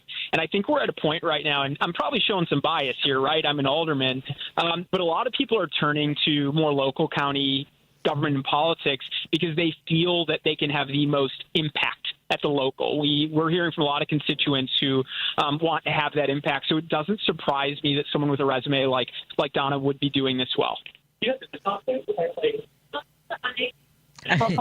We're hearing some background noise. We're continuing our primary evening results. Joining us is Alderman Timmy Kudson. I think, have I said your name correctly? I always wonder. I'm like, is it K silent? You're right. Me too. Timmy K. It's perfect. Timmy K. TK. Thanks for being with us. We appreciate it. We're going to go to Steve Lessman. Yeah. Thanks. Thank you, Alderman. Yeah, Alderman, thank you. Good and to thanks, talk to you always. Ellen, as well, for making that happen. Let's go to Steve. Yes, Steve How are you guys? Yeah, Steve Lessman joins us. What headquarters are you at? Because I know you were going to Holly Kim's and Margaret Croak's. And he's not down the hallway. Yeah, right? I'm at Margaret Croak's. I was at Holly Kim's at two different places for sure. Holly Kim's was loud and noisy at a restaurant, food and drink flying.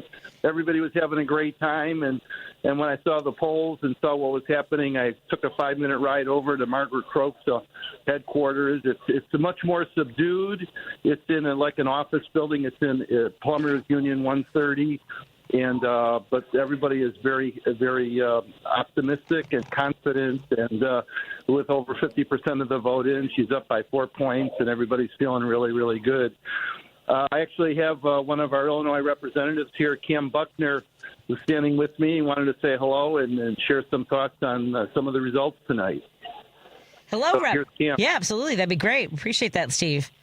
Representative. Hey, good evening. Hey, Rep. How you doing? We're staying hydrated. It's not in the St. Patrick's way, but I'm staying hydrated. Cam, I've missed you. I haven't talked to you for 2 or 3 hours. It's only been 3 hours, Joan. Yeah.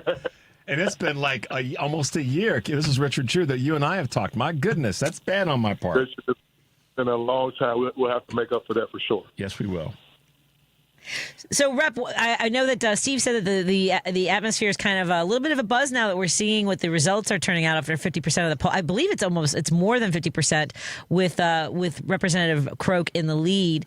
What brings you to Margaret Croak's campaign tonight as they wait the results? Margaret Croak is a dear friend of mine and one of the folks who I've been very, very proud to serve with during my time in the House of Representatives. And frankly, when Margaret told me that she was interested in running for the comptroller's position, I gave her my endorsement almost immediately before she could even finish the sentence because I know who she is. She's steady, she's smart, and she's serious about the type of work. She understands the role of the comptroller, and I think with her at the helm, the state will be in a much better position. And so I'm super proud of what she's been able to accomplish tonight. I think we'll have a chance to be victorious when this is all said and done, but she is the right person for the right job at the right time, and I'm super proud to support her. Well, if we'd only known you had endorsed her, we would have known she was going to come out on top. She got the Cam Buckner bump. Yeah, exactly. It's interesting because Steve says that at Margaret Croak's, the atmosphere is a little more subdued than it was at the headquarters for Holly Kim, and yet Margaret Croak is outperforming Holly Kim. That's not usually the way it goes. Usually the person who's in the lead, their headquarters, is the loudest, the wackiest, and the craziest. Well, that's usually how it goes. I think once she makes her way into the room and the results tonight become clear, I think we'll get a little louder, a little crazier, a little wackier. But as we stand tonight, we're just, we're watching, we're being vigilant, and really thinking about what the work ahead is. I can't wait to serve with her, to help her with her agenda in the comptroller's office. And so it is a little quiet here, but it's the good type of quiet. There are a lot of smiles going along, a lot of hugs, a lot of people who are excited about the future. That's great to hear. That's really great to hear. Well, maybe they're counting on Cam Buckner to bring the party. That's right. I'm just saying. I've been known to bring a little party here and there. Nice. Are you going to stay at Croak's headquarters? I know when we talked earlier, you were going to go from place to place to place to place to place.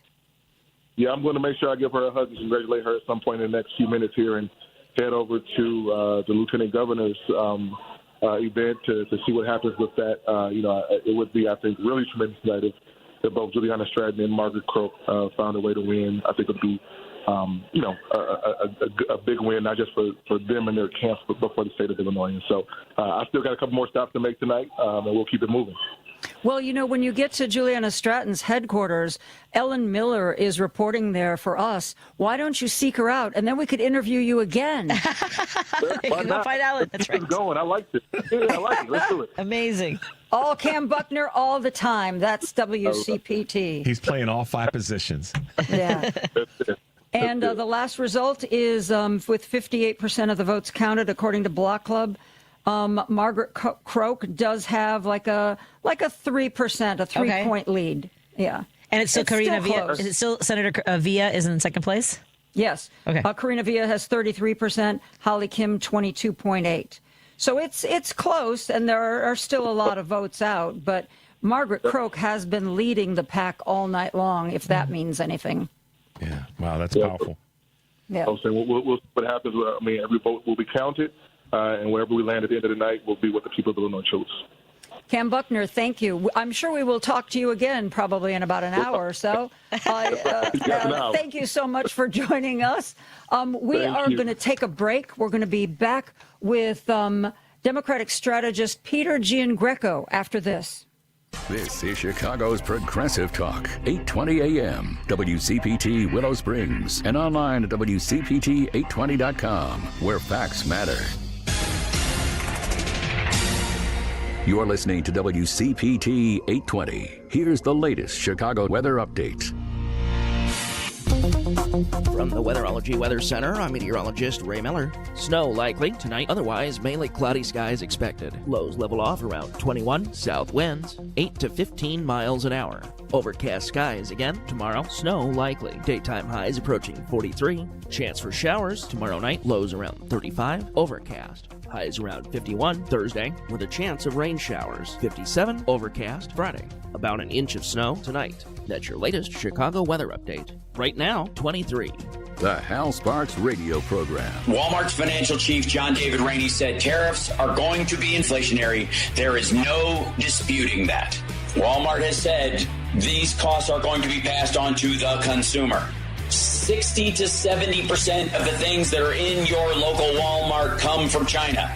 It might as well be an Alibaba outlet store. And they're about to find out the hard way. Hal Sparks, Saturdays from 11 to 1 on WCPT 820, Chicago's Progressive Talk. You've been working hard all day and didn't have time to catch up on the news during work. And that phone just wouldn't stop. We've got you covered. Joan Esposito, live, local, and progressive. We will fight as many places and as many times as it takes to get this power back. Joan Esposito, afternoons from 2 to 5 p.m. WCPT 820. Because facts matter. You're listening to WCPT 820.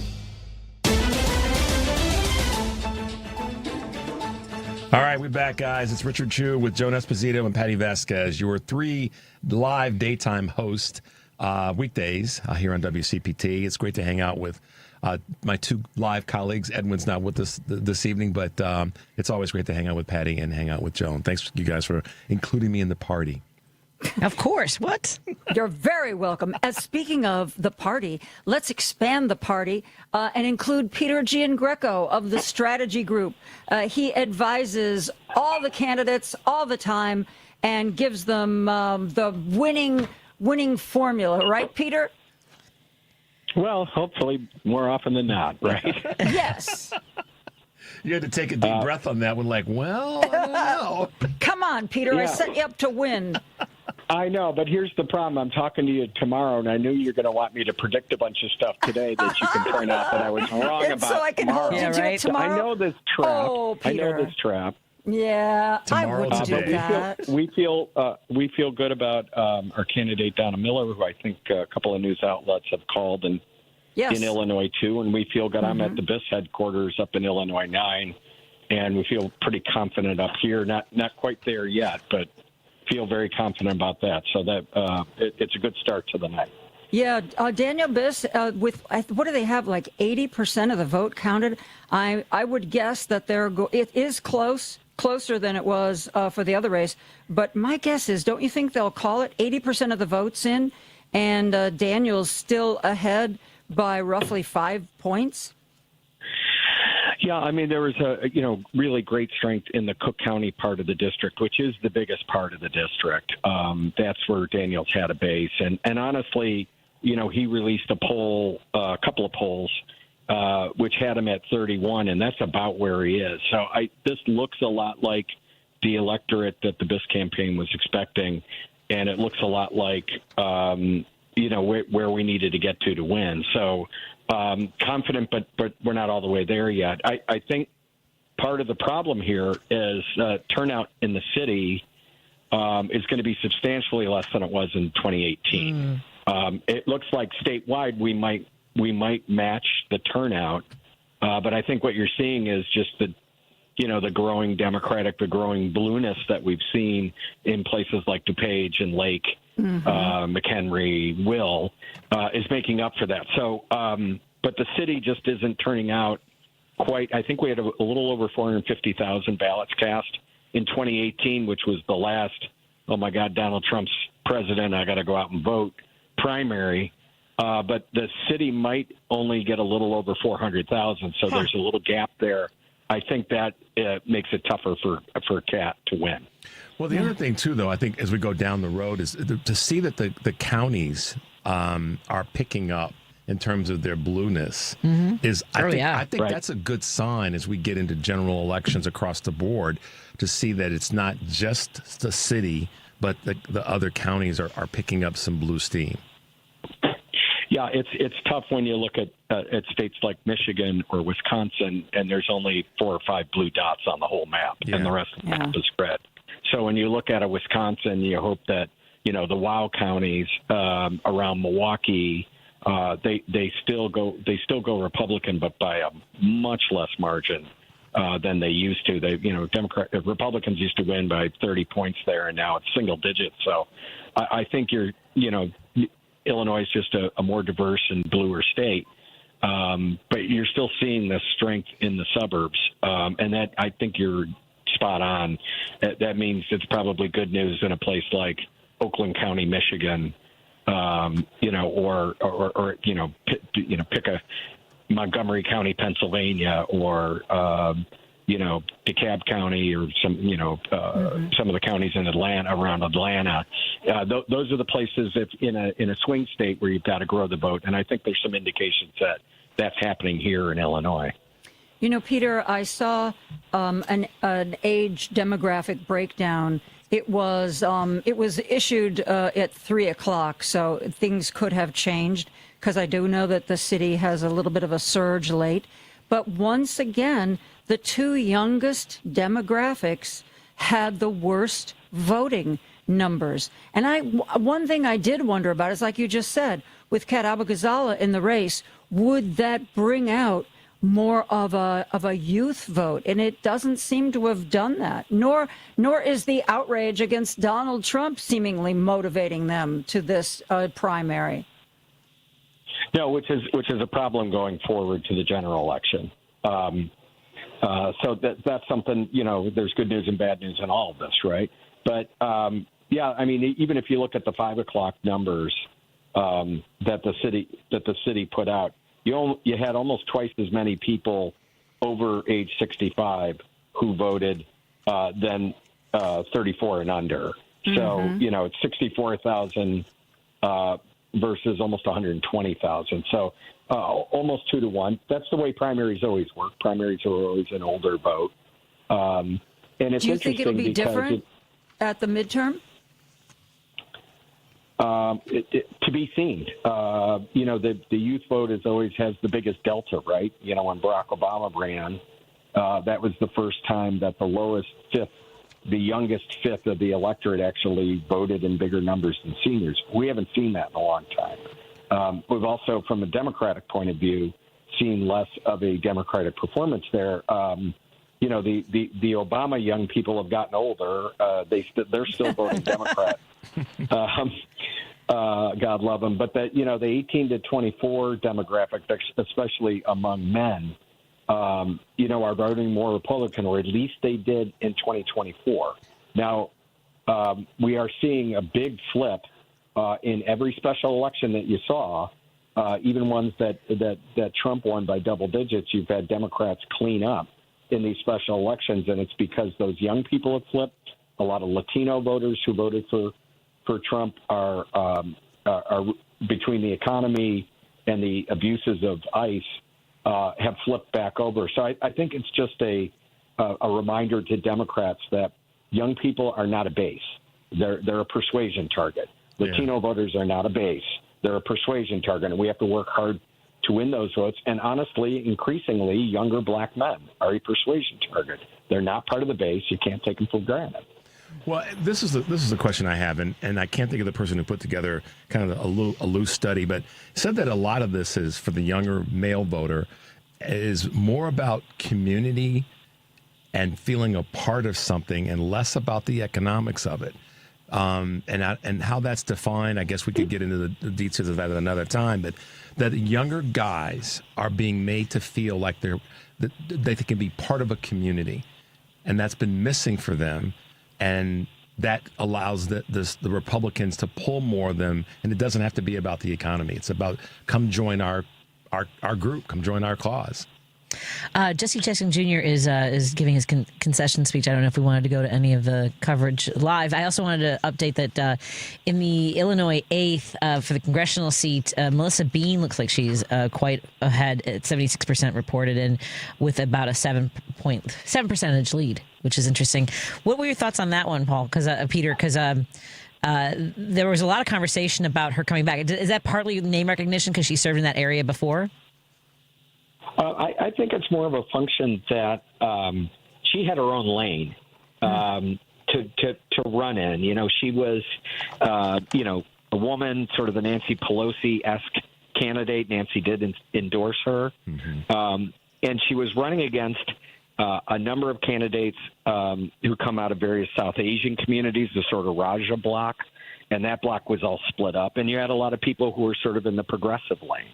Jinnah Ahmed, for sure, sort of seemed like the leading progressive candidate, but you had Yasmin Bankhol and others who were trying to be in that lane. And I think what happened is you had a lot of sort of ethnic voting that was split up, and you had a lot of ideological voting on the progressive side that was all split up. And, Melissa was, the woman talking about health care, with a geographic base and really not splitting it with anybody else. And so, primaries are all about base. She had her own base, and it wasn't split. Yeah. It's interesting that you say that, Peter, that primaries are all about base, because I recently saw a couple of the late ads that Kat Abou-Ghazala posted, and they were clearly targeted for a young audience.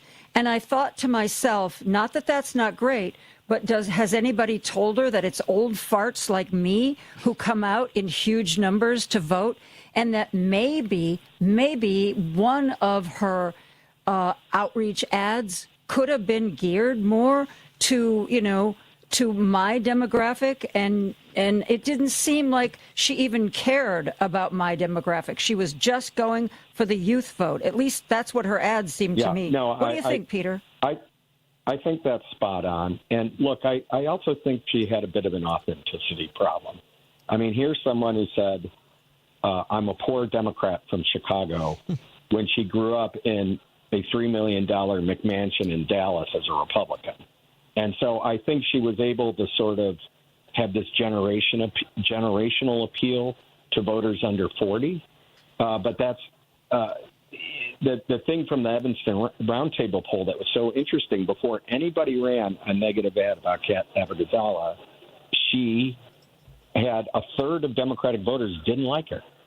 And so I think it's interesting about the message that she chose, this very edgy, very youthful message. Actually drove mainstream Democratic primary voters away, especially older folks. In that survey you're talking about, they weren't buying. Yeah, they weren't. Did they buying find out why Democrats didn't like her? No, they didn't. They didn't ask a lot of questions. They were just reporting out, favorable and unfavorable, and where people were voting. But 31% in that poll. That poll looked a lot like the BIS polling. The difference between the two of them is PPP does not push undecided. Where somebody says, "Well, I'm undecided," and then you ask them again, "Well, if you really had to vote for," and the BIS polls that were public were more accurate because they did push him, and Daniel was always the best-known, best-liked candidate, and of the top three candidates, the one with the lowest negatives. So you had Laura Fine, who had very high negatives because of AIPAC, and it's just interesting that Kat kind of drove up her own negatives. And I think it's a cautionary sign that if a third of the Democratic primary vote doesn't like you, your message probably not going to work in a swing seat in a general election either. I think so. It's a cautionary tale for Democrats. Let me add something to that comes outside of the marketplace. A listener to my show in North Carolina heard an interview with Kat and heard my interview with Daniel Biss, and their comments were they didn't like what he had to say about what Joe Biden and Kamala Harris could or should have done, but it didn't turn him off. But listening to Kat, the turnoff was her edge wasn't something that in a outside of the community was going to kind of sell, and that might be interpreted differently when you look at numbers, and you could put maybe more strategic strategy group language to that. But ultimately, the edge wasn't something that felt as appealing to people, and this came from some people in North Carolina. So I don't know how that plays in. I think I think certainly if you're looking for a similar place where this is going to play out, it might be in the Maine Senate race. Janet Mills, admitted, is the governor, sitting governor. Admittedly, a client of my partner Judith Wallner in our D.C. office, and they've already begun negative ads because Plattner is sort of the Cat Abigail of Maine, where he's like, "Oh, I'm this oyster fisherman, and I'm just going to go punch Trump in the mouth." Well, it's a problem. Like, his father went to law school at Janet Mills. They have a lot of money. Yeah. He came from a lot of money, just like Cat, and sort of like dress up and claim you're an oyster fisherman when you don't even have a permit. Or a pair of wellies, even. Exactly. That authenticity thing becomes these candidates who fall from the sky and are phony as the day is long. I think that's why Kat is probably going to fall short here in Illinois, and I think might be what plays out in the Maine Senate race. Yep. We are so grateful, Peter Giangreco, who's joined us, Democratic strategist partner at the Strategy Group. That was amazing, and I look forward to breaking down with us more on all of our shows. Have a great night. I hope you get to rest a little bit, maybe tomorrow. Before I grill you. That's right. That's right. Joe's coming, Peter. Thanks, man, for being with us. You got it. Thank you so much. Always a pleasure. Thank you. We're going to turn to Ken Mejia Beal, fill-in host here at WCPT, and he is he's a correspondent. Hi, live from the Daniel Biss, Mayor Biss's campaign. What's going on, Ken? Everybody is very happy. I have Alderman Matt Martin right next to me. This is an amazing night. I will say we had a lot of great candidates in this. I live in this district. I am just so elated that it looks like Daniel Biss will be winning tonight, and I'm even more elated that Laura Fine will not be my congressperson. The opinions of the correspondents may or may not reflect those of the WCPT. Yeah, please say that. I'm so sorry. That calls for a dang. But you know what's interesting? Laura Fine seems to have done herself no favors by taking all the PAC money, and yet Donna Miller did the same thing and won. Maybe it's that Peter Giangreco touch. Yes, it is. Well, I also think that Donna Miller, who I know very well, also has been a part of our community, has also gone out door to door. I did not know Laura Fine until I got her mini mailers in my mailbox. So that makes a difference. Yeah, I think the Donna Miller situation, too, let's be honest, in that district, in that second district, the leading candidate is Jesse Jackson Jr., and we know that he brings a certain baggage to that particular race, and that can't be avoided in talking about the success there for Miller, irrespective of the AIPAC situation. Absolutely. Now, can we speak? Is Alderman Martin with you? Can we grab a word with him? A moment with him? I have Alderman Martin with me. I'm giving him the phone now. I'm catching him off guard, but he's okay. Give me 1 second. Well, and I know that he's been working so hard with organizations who are, trying to stand up for people who are targeted by ICE. So there's a lot of issues right now. It's like, hey, Alderman, this is Patti Vasquez. You're on with Richard Chu and Joan Esposito. Thank you for jumping on with us.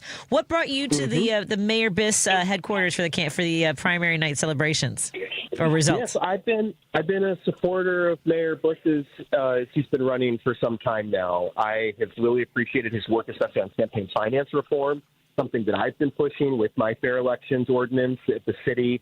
Love his work on environmental sustainability and protection. And then, of course, his work around LGBTQ rights. Those are issues that are important to my part of the 9th Congressional District, my entire ward, and I'm happy to lend my support to him. And, there's obviously been a lot of talk about the dark money that's come into this race. What are your thoughts on how Mayor Biss ran this campaign? Showing up, it was everywhere from Broadview to all the ICE protests and standing up for the community. How much do you think that played a role in this? Because Evanston, Skokie, a lot of those areas were targeted by ICE. Absolutely. Look, I think pretty much every part of the Chicagoland area was targeted by ICE last fall. And to have someone who doesn't just put out a press release, a statement, a video that shows up and is the physical manifestation of leadership at a time when that's what people are looking for, when they feel powerless and they don't know what to do. And to see one of their leaders, I think we had many across the Chicagoland area, go to Broadview, to be also in their own individual communities standing up to ICE, that's exactly what was needed. He, of course, wasn't the only person to do it, but I know how much people in Evanston and beyond appreciated his leadership on that. Wow. Well, I think he also carried, we can't get away from the fact that he's a mayor of one of the strongest, wealthiest suburbs in the country. So that plays well. And he showed that he could stand up to the ICE officials and do it in a way that, again, this is going to be a reflection of Kat, but do it in a way that adults want to see, which is, adults standing up to a threat. And I think that subliminally for a lot of people meant something. Agreed. I think we've had so many people, both elected officials and other leaders, even in particular schools, standing up and just proactively saying, how can we help? And not looking for someone else to tell them what to do, to say, hey, we're going to do school patrols. We're going to do neighborhood patrols around business corridors. We're going to call attention to the fact that ICE is in the community. And I think about our community in North Center, there was an incident where ICE took a daycare worker, ripped her out of a school in front of kids and parents. And what our community came together to do was to say, okay, later that day, almost 1,000 people showed up and said, this is not who we are. We're not going to tolerate this. And then to support that teacher, her family members, and other daycares and schools across the area to say, I'm going to be just a little bit more. And if everyone's looking to do that, we're all going to be safer and stronger as a result. Alder Martin, LaShawn Ford has just claimed victory in the Congressional 7th District race. Apparently, Melissa Conyers-Irvin has already conceded. Is that a result that surprises you? Candidly, it's not one that I followed quite as much as some other races. I don't touch aisle 7. I think that certainly he had a message that was resonating with voters, but also working closely with the outgoing Congressman, Danny Davis, I think was a real help.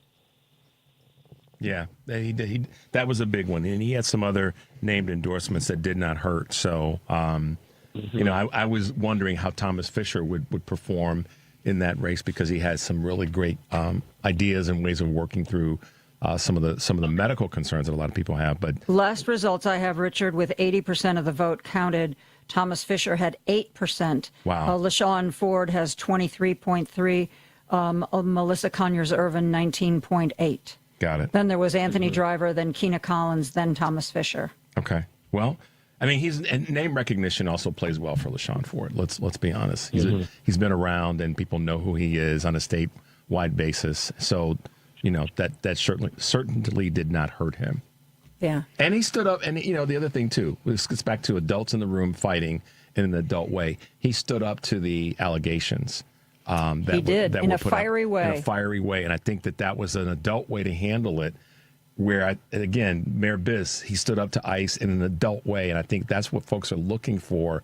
You can fight back and be angry and still stand up and be an adult about it, and I think that's happening in other parts of the country right now as well. Alderman Martin, are you still here? You're still with us, right? I am. Yes, I am. Your co-alder, Brendan Riley, has gone down in flames in his effort to unseat Tony Preckwinkle. The race is being called with 81% of the votes counted. Tony has 68% of the votes. Brendan got 32% of the votes.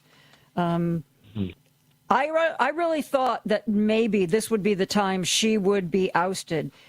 She's old guard, and a lot of people seem to think it was time for a change, but man, oh man, she crushed it. I think that she's been one of our strongest and most competent leaders in the Chicago area for decades, dating back to her time on city council, being one of the very few no votes against the parking meter deal. Right now, we obviously talk a lot about city council division, but there are times where we had a real rubber stamp city council, and she and other principled progressives stood up and said, absolutely not. This is not good for my ward. This is not good for the city.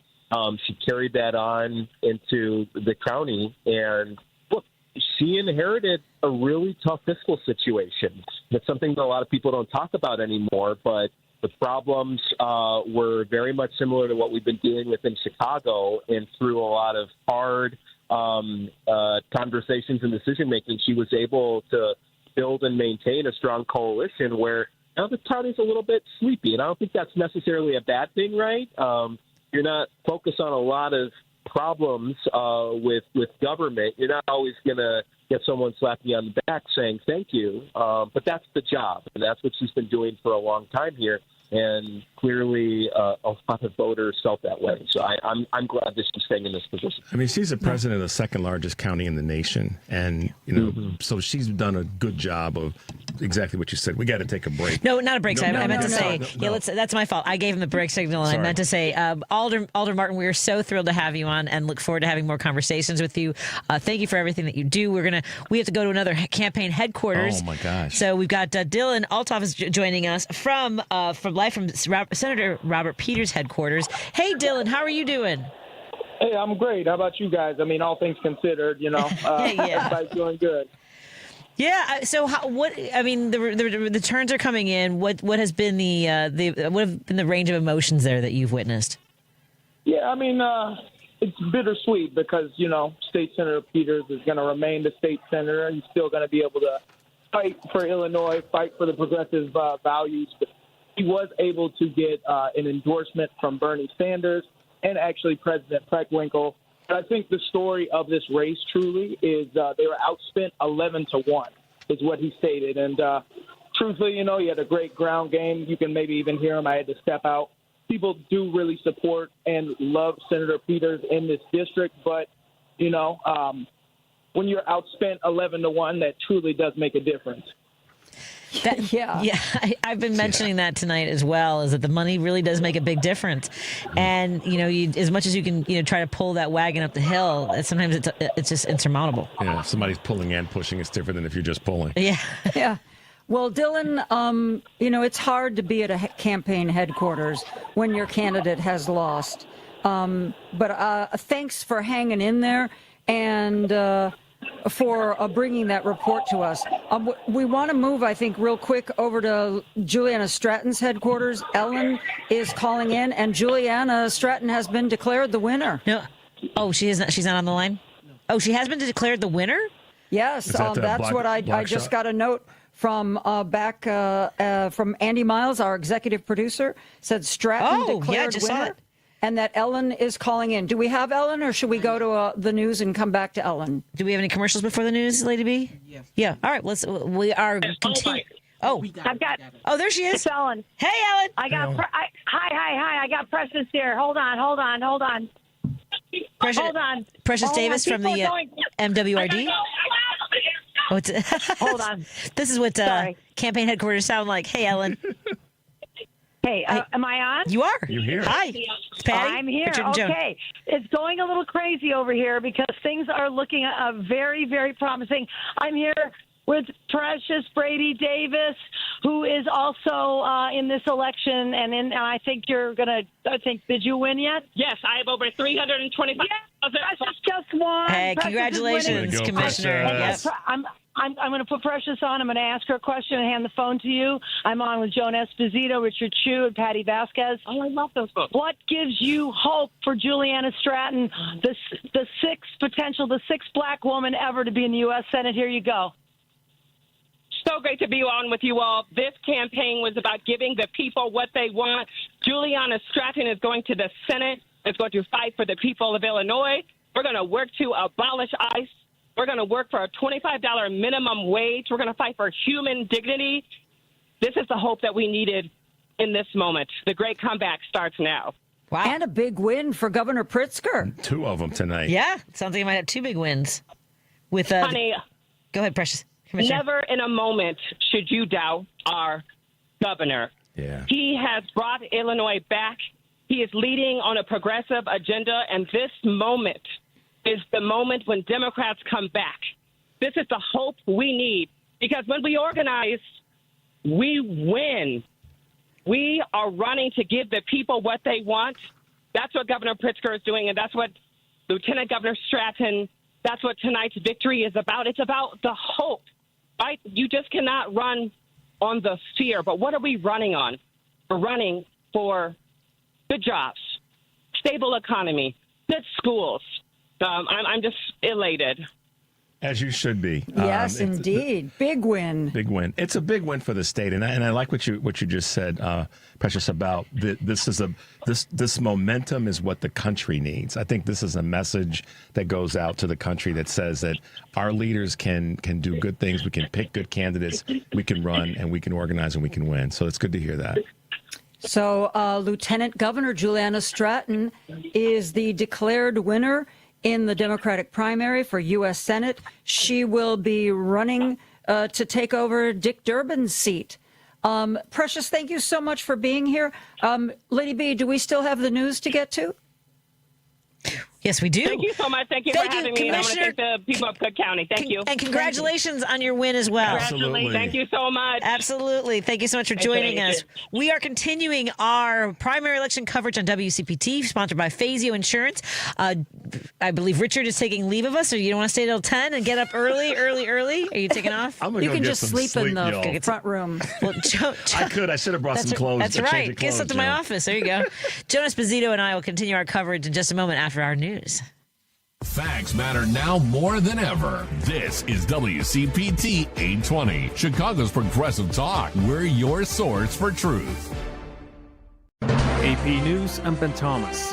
Iran's confirmed the deaths of 2 senior security officials in an Israeli strike. Ali Larijani, Secretary of the Supreme National Security Council, along with General Gholam Reza Soleimani, head of the Revolutionary Guard's besieged paramilitary force, crucial in putting down recent protests. John Gambrell has more. The killing of Larijani again strips away the top leaders from Iran's theocracy. This is after the war already has seen the Israelis kill 86-year-old Supreme Leader Ayatollah Ali Khamenei, as well as other military leaders. His son, Mujtaba Khamenei, is now Supreme Leader, and he is going to have to prosecute the war without these trusted leaders. In Washington, Sagar Meghani reports President Trump's been fuming at NATO and most other U.S. allies who've rejected his calls to help secure the Strait of Hormuz. NATO's making a very foolish mistake. The president lit into an alliance he says should have reciprocated after years of American support. I've long said that, I wonder whether or not NATO would ever be there for us. So this was a great test. The refusals laying bare that the international community sees the Iran war as one of Trump's choice, squarely on his shoulders. The president says that's fine. We don't need them, but they should have been there. Asked if it could force him to rethink America's relationship with the alliance or leave it altogether. It's certainly something that we should think about. Sagar Meghani, Washington. Cuba's been suffering through its third nationwide blackout in 4 months. Now President Trump and Secretary of State Marco Rubio are calling for new people in charge. The president saying, well, Cuba right now is in very bad shape. They're talking to Marco, and we'll be doing something with Cuba very soon. FlightAware says more than 1,100 flights were canceled in the U.S. Tuesday, an after effect of Monday's storms. This is AP News. A pub on wheels? Mike Hempen reports they're bringing a taste of Ireland to New England. The business began during the pandemic when brothers Craig and Matt Taylor started building an authentic-looking pub in a driveway. The Wee Irish Pub is a miniature Irish pub on wheels that's used for parties across New England. Craig Taylor says people enjoy it because of the atmosphere. I think you're connecting to Ireland, so if you have some Irish heritage, when the lights go down at night, it's definitely, you could be anywhere and you feel like you're in Ireland. Mark Coate recently hosted the pub in his Andover driveway. Biggest surprise is how many people we can get in here. That actually helps with the atmosphere, and we play music and the authentic feel of it. The Wee Irish Pubs travel from March through December, serving as the centerpiece of St. Patrick's celebrations, bachelor parties, and family gatherings. I'm Mike Hempen. There are more stories at apnews.com. I'm Ben Thomas. Thanks for listening. This is 8:20 a.m. WCPT Willow Springs and streaming worldwide at WCPT820.com. We are Chicago's progressive talk, where facts matter. Now your WCPT 820 weather update. From the Weatherology Weather Center, I'm meteorologist Laura Lockwood.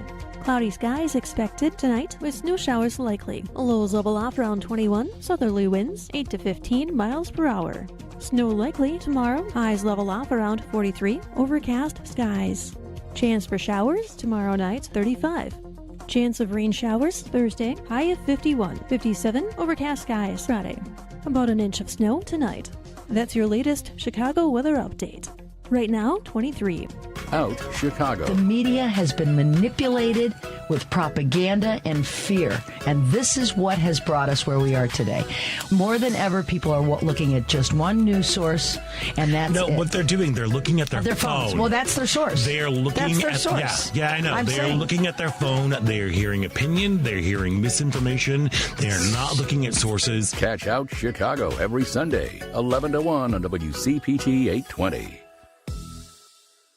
Hey Google, play WCPT. Streaming Chicago's progressive talk from TuneIn. I am joined by Patti Vasquez. I am Joan Esposito. We are continuing for another hour our election night coverage. We sent Richard Chu off to bed.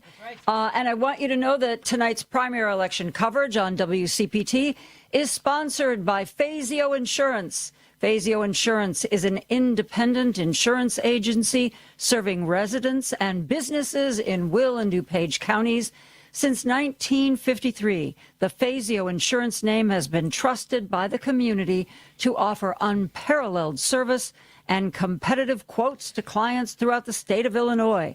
For more information, contact Paul Fazio at 815-727-2611 or check them out on their website, FazioINS.com. Patti, I have to ask you, did you see this text we got from Matt Cummings? Yes, about the, is this the one with Greg Pratt reporting that they have turned off the news? No, this was an earlier text. Darren Bailey has won the right to lose to Pritzker in November again. I did. Yeah, apparently Ted Dabrowski did not. It looked like it was close there for a while, but there were still a lot of votes out there. So, yeah, looks like Darren Bailey has that opportunity again. And I don't know if we called this one, but Matt is also saying that Melissa Bean is also claiming victory.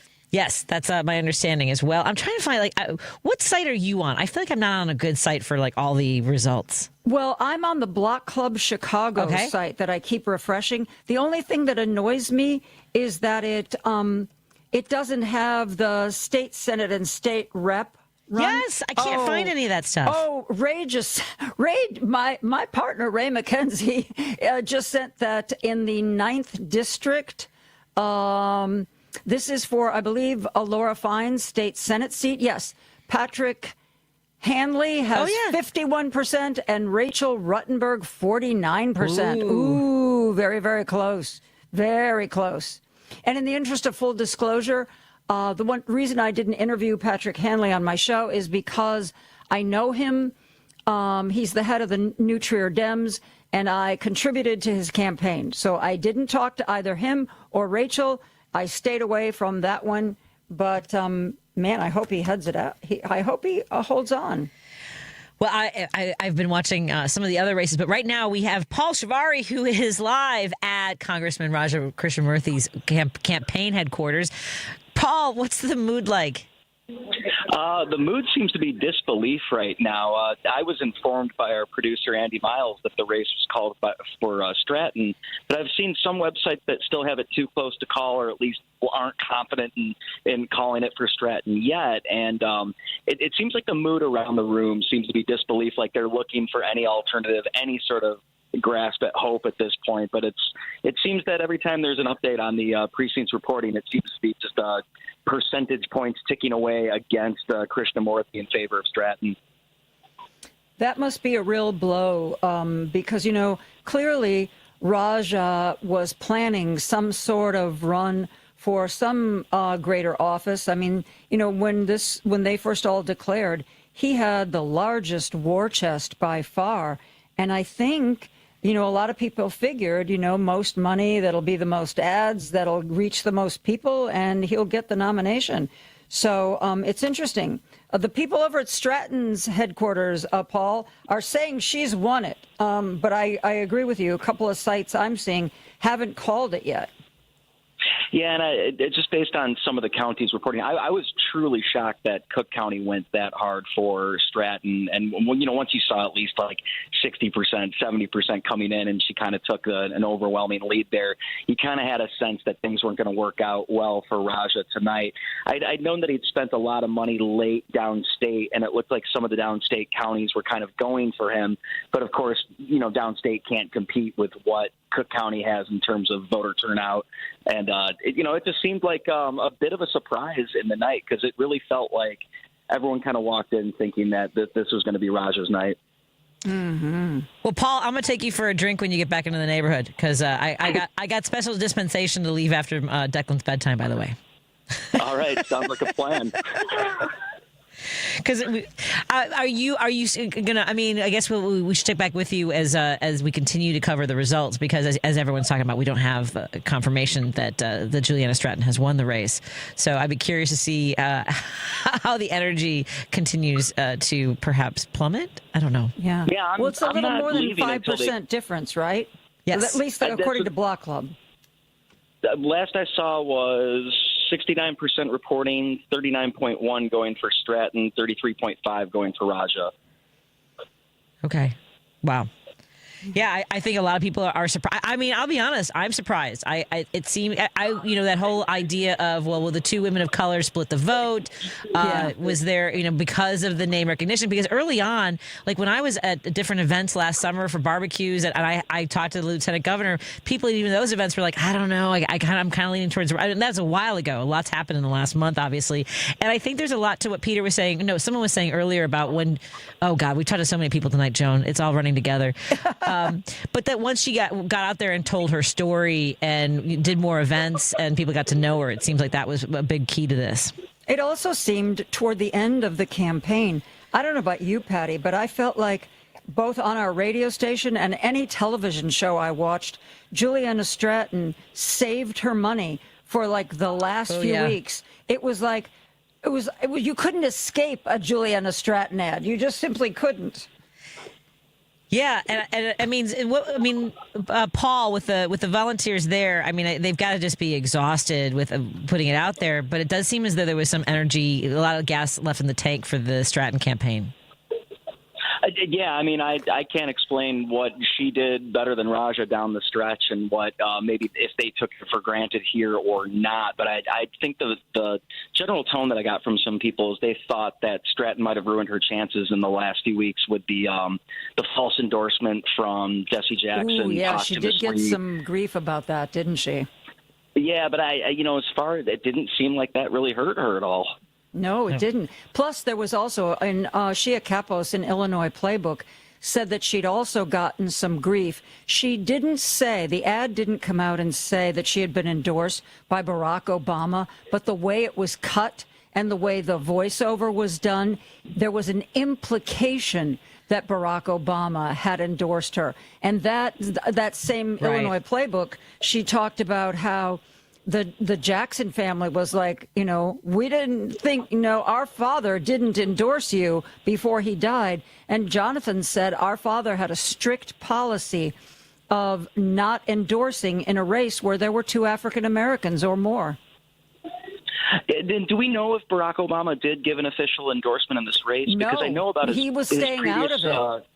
Yeah, and I figured that was because of his previous sort of relationship with all of the candidates, including Krishnamoorthi. They go back to his time. I want to say Krishnamoorthi worked on his campaign for the House back in 2000. So, I thought that was interesting that Obama didn't give an endorsement, but that Stratton was able to parlay that into something that sounded or looked like or smelled like an endorsement. Well, again, Shia Kapos reported that sort of to even the playing field, Robin Kelly took a soundbite where Barack Obama was praising her and put together her own ad. Yeah, he likes me too. That would be like the great white whale of this race, right? If you can get the former president to come out and say something in support of you. But yeah, it was interesting, the no endorsement from Obama and how maybe that might have had an effect on how things played out. Maybe it didn't. But yeah, the tone here seems to be a little bit of disbelief tonight. Guys, I want to ask you a quick question. Juliana Stratton won. LaShawn Ford won, despite some negatives that had been floated around about them. And both of those folks came out with heat. They came out with passion. Juliana Stratton, remember our Senate forum? She was on fire. And I think that resonates with voters. I think voters are sick and tired of business as usual in politics, and they want somebody to bring the fire. Well, she definitely seemed like the most quotable when we held our debate last month. Yeah, and actually someone just texted in Stratton versus Raja was like North Side versus South Side, which I think that would be Raja would be North Side and Stratton would be South. I don't know. I could see that. Yeah. And another text is, hey, everyone, thanks for staying up late. Love this election night special coverage. As the winners and losers become apparent, I'd ask every listener to take a look at how much money AIPAC invested in some of these candidates, which will continue to be a conversation, I know, for a while. Paul, I wasn't kidding. So let me know when you're back in the neighborhood. Absolutely. All right. You pick the place, and I'll be there. Sounds good. I'll be free by about 10:30, I think, about around there. Well, we'll connect. But first, I plan on staying until at least Representative Krishnamoorthi gives a concession speech. But, but until they kick me out, but I'll keep you posted on my whereabouts. First round's on me. Okay. Thanks, Paul. Thank you. And we've got thank you. We've got Matt Byrne at Melissa Bean's headquarters as she takes. I believe she's taking a victory speech, accepting the nomination.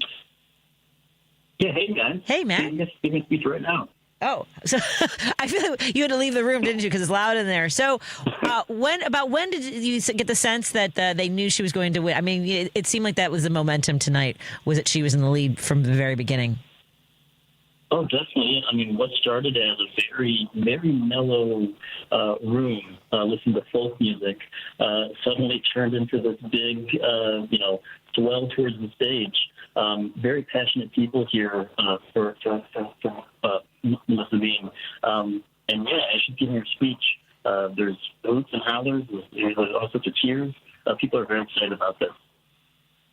Yeah, this was such a big, there were so many candidates in this race that I really I didn't follow any of the polling, but I thought, Joan, earlier that Peter gave a really good breakdown of going after your base and that she had a pretty distinct lane to stay in and manage that pretty well, it seems. Yeah, absolutely. And I thought that was an interesting perspective, that you win in a primary by really encouraging your base to show up. It is so interesting that different races at different times have different strategies. Yeah, I agree. And it's funny because having run for office, I don't know how I would have done it differently. But Melissa B., and here's the thing. So are a lot of the folks there, Matt, who are volunteers? Do you have a lot of her family and friends? Tell us about the location that she's having her campaign results celebration at. Yeah, so this is at a hotel in Schaumburg. There's a good mix of people here, actually. People of all ages, young and old. She's on stage right now with her family. I can see them before in the audience, so you can kind of tell, it's a little past the bedtime. It's not exactly the place they want to be right now, but they're here for their family. Excellent. Well, Matt, thank you so much for joining us and covering this. I hope you're at least having some fun. You're certainly at a campaign where they're celebrating, so that helps a little bit. So thank you so much. Sure, yeah, thanks. Thank you. Now, Lady B, do we have Ricky Hendon at one of the headquarters? I believe we were trying to see what other correspondents we had out there. We haven't talked to Ricky and Mohammed, but I don't know if. Oh yeah, we're going to talk to them after 9:30. Oh, after 9:30. Is Aaron Kleinman standing by? Do we have Aaron? We have Whitney and Ellen we have Ellen and Whitney at the Juliana Stratton. We're going to be going back to the Juliana Stratton campaign, I think, several times before we're done, maybe, because this is kind of the biggest story. Although we haven't talked much about the Cook County Assessor's race, and it looks as though Pat Hines will be taking that. He's maintained a lead all night long. A slim lead, but it's been solid. Update after update after update. Pat Hines looks like he's going to unseat Fritz Kagi. Let's join. Should we join Ellen at the headquarters for Juliana Stratton? Ellen, how's it going over there? Oh my God, it's exciting as heck over here. Can you hear me? Yes, we hear you pretty well, actually. It's really, really, really.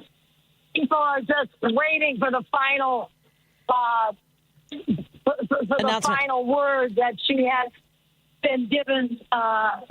Has won, and we know that NBC already gave her the victory, but we're waiting for the others, I think. And people are just ready to explode over here. It's really exciting. I know that there was a lot of optimism, but I think people are a little bit pleasantly shocked too. You know what I mean? I mean, they thought she had a great chance, and as you were talking earlier, these last few weeks, she has flooded the airwaves, and she really made the right decision to really wait till the end to get her message heard, because it is unbelievable. I heard Paul talking about it, people in shock at Raja's headquarters, and I understand, because he has been in the lead for so long. He had so much money in the campaign. Effective ads against Trump, of course, but Juliana has come on, and people are seeing her authenticity. I think, like I've been preaching, we need more women. We need black women in the Senate, in all levels of government. And that message, I think, has been heard loud and clear, at least here in the state of Illinois. Well, Ellen, I think we'll probably be checking back with you if they do announce the final results, or at least call this race before 10 o'clock. So I hate to keep making you stand by, but we're really thrilled to get the. Oh no, listen, I'm loving listening to you all. It's been fantastic. You've all been doing a great job, and it's exciting to be here. And I think I'm at the winning headquarters, but let's find out for sure once they make it official, and I'll be here ready to go. Absolutely. Fantastic. Thank you so much, Ellen. This has been a blast. And I almost feel. Thanks for your good work. Oh no, thank you, and I hope you're having a good time too. And I don't know how it's going at Congresswoman Robin Kelly's headquarters. I want to check in with Whitney Randall. I almost feel bad. Maybe I should have flipped that. I don't know, but Whitney, how is it going at the South Shore Cultural Center? Hello. So I am here with the full crowd today. Everyone is a mixture of emotions. So we've got excitement. We've also got, a little bit of disappointment mixed in there. But we still have people celebrating because they're excited that the message got across. We do see a lot of people discussing the different issues that Ms. Kelly had.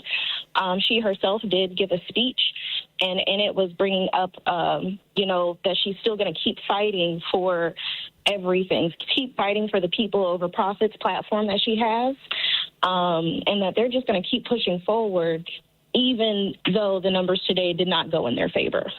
And Whitney, I'm afraid NBC News is officially calling the race for Juliana Stratton, or Julia Stratton, as they've written it. Heaven help us. Oh, man. Yeah. Stratton defeats Raja Krishnamoorthi, who was the centrist candidate in the race and who dominated spending for a long time, and she defeated Robin Kelly. So NBC News is now officially calling that race. Yes. And again, the crowd here, there's a mixture of disappointment, but also pride. Even though she did lose the race, they are still very, very happy that her message has gotten across. And like I said, she's ready to come on for the next fight. That doesn't surprise me. She is one of these people who you can just see that public service is a part of her DNA. And I have no doubt that Robin Kelly will bounce back in maybe a party position or something else. But we have not heard the last of Robin Kelly. No, not at all. Absolutely. I think she ran a great race. All. Yep. Yes, ma'am, she did. But that's all we have here. Again, a mixture of that excitement, but also disappointment. Yeah. Is there, I don't know how to phrase this. Is there a little bit of, I feel like a lot of folks were kind of worried that how do I put this? I really feel bad. Is there a sense of at least it wasn't Congressman Raja Krishnamoorthi? I feel like a lot of folks were voting that way in a way. Yeah. Yes, ma'am. I wish I didn't have to say that, but yes, there's a lot of at least it wasn't Raja. That's what I didn't know how to ask that, but there it is. Sorry. There's a lot of at least it wasn't Raja. There's a lot of at least we stood for what we stood for, and there's also talks of the funding also. Saying that there was a disadvantage because of lack of certain fundings. However, she was one of the underdogs and one of the women that we knew could be a very, very strong and good candidate for this. Just unfortunately, the numbers weren't in her favor today. Well, Whitney, thank you so much, and I really appreciate your perspective and your coverage at the headquarters tonight. Yeah, it's not an easy task to be at the headquarters of somebody who isn't going to win the night. But thank you, Whitney. Thanks for sticking it out. Oh, and Patti, Matt Cummings just texted us that Channel 9 has declared that Pat Hines indeed has defeated Fritz Kagi to be the next Cook County Assessor. Wow, and it's a close race. I know, and I know we've got audio as well from. Let's start with Congressman Jesse Jackson's race, if you don't mind. I'm sorry, not Jesse Jackson. Jesse Jackson Jr. Jesse Jackson Jr. Yes. Sound good? I know we've got some audio for you. Dad met with Hubert Humphrey on his deathbed. He asked Mr. Humphrey how we could bridge the divide in our country. Mr. Humphrey told Dad that we must learn to forgive each other, redeem each other, and move on. In this campaign, I have sought to find enough room for forgiveness and for mercy as our nation's path forward. I've leveled no attacks in this campaign against my opponents. Campaigns can and should be a civil debate about issues and ideas. I want to thank Cook County Commissioner Donna Miller, the Democratic nominee for Congress in the 2nd Congressional District of Illinois, for the robust contest that she's offered across this debate. I think she's an extraordinary public servant who's going to do a fine job on behalf of the people of the 2nd Congressional District. I want to thank State Senator Robert Peters and State Senator Willie Preston for a robust debate of ideas. I'm also excited by the emerging talent that we saw in this campaign. And that was the Congressman-elect Jesse Jackson Jr., and we also have audio from State Representative LaShawn Ford. No, hang on a second, Patty. We've got Pat Hines live. Oh, we do? And okay. I think the studio wants to go to that. Okay, sounds good, right. Yes. Let's see what we got. Too many people across Cook County have thought the system was confusing, unfair, and unjust. My commitment to you is simple. We will make property taxes more accurate, more equitable, and more transparent. All right. Yeah!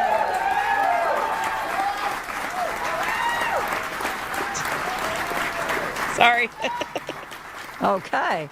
You know, Patty, I interviewed Fritz Kagi. Well, I interviewed both of them, but I interviewed Fritz Kagi more recently, and I said to him, I said, whether or not it is your fault, a lot of people have gotten really, really shockingly high property tax bills, and they're kind of mad at you. And he said, well, I think people understand that, that as the assessor, that it didn't come from me and that I'm trying to reform the office and that takes time. And he said, I think people understand that. And I thought to myself, I'm not so sure people get that nuance, but, who knows? What do I know? Yeah, no, that was a tough one, too. What an amazing night. I really could. A lot of races. We talked to so many candidates, and I had so many great conversations. And I love that people were so passionate about why they were running, hearing their stories. So it's fascinating to see the results come in.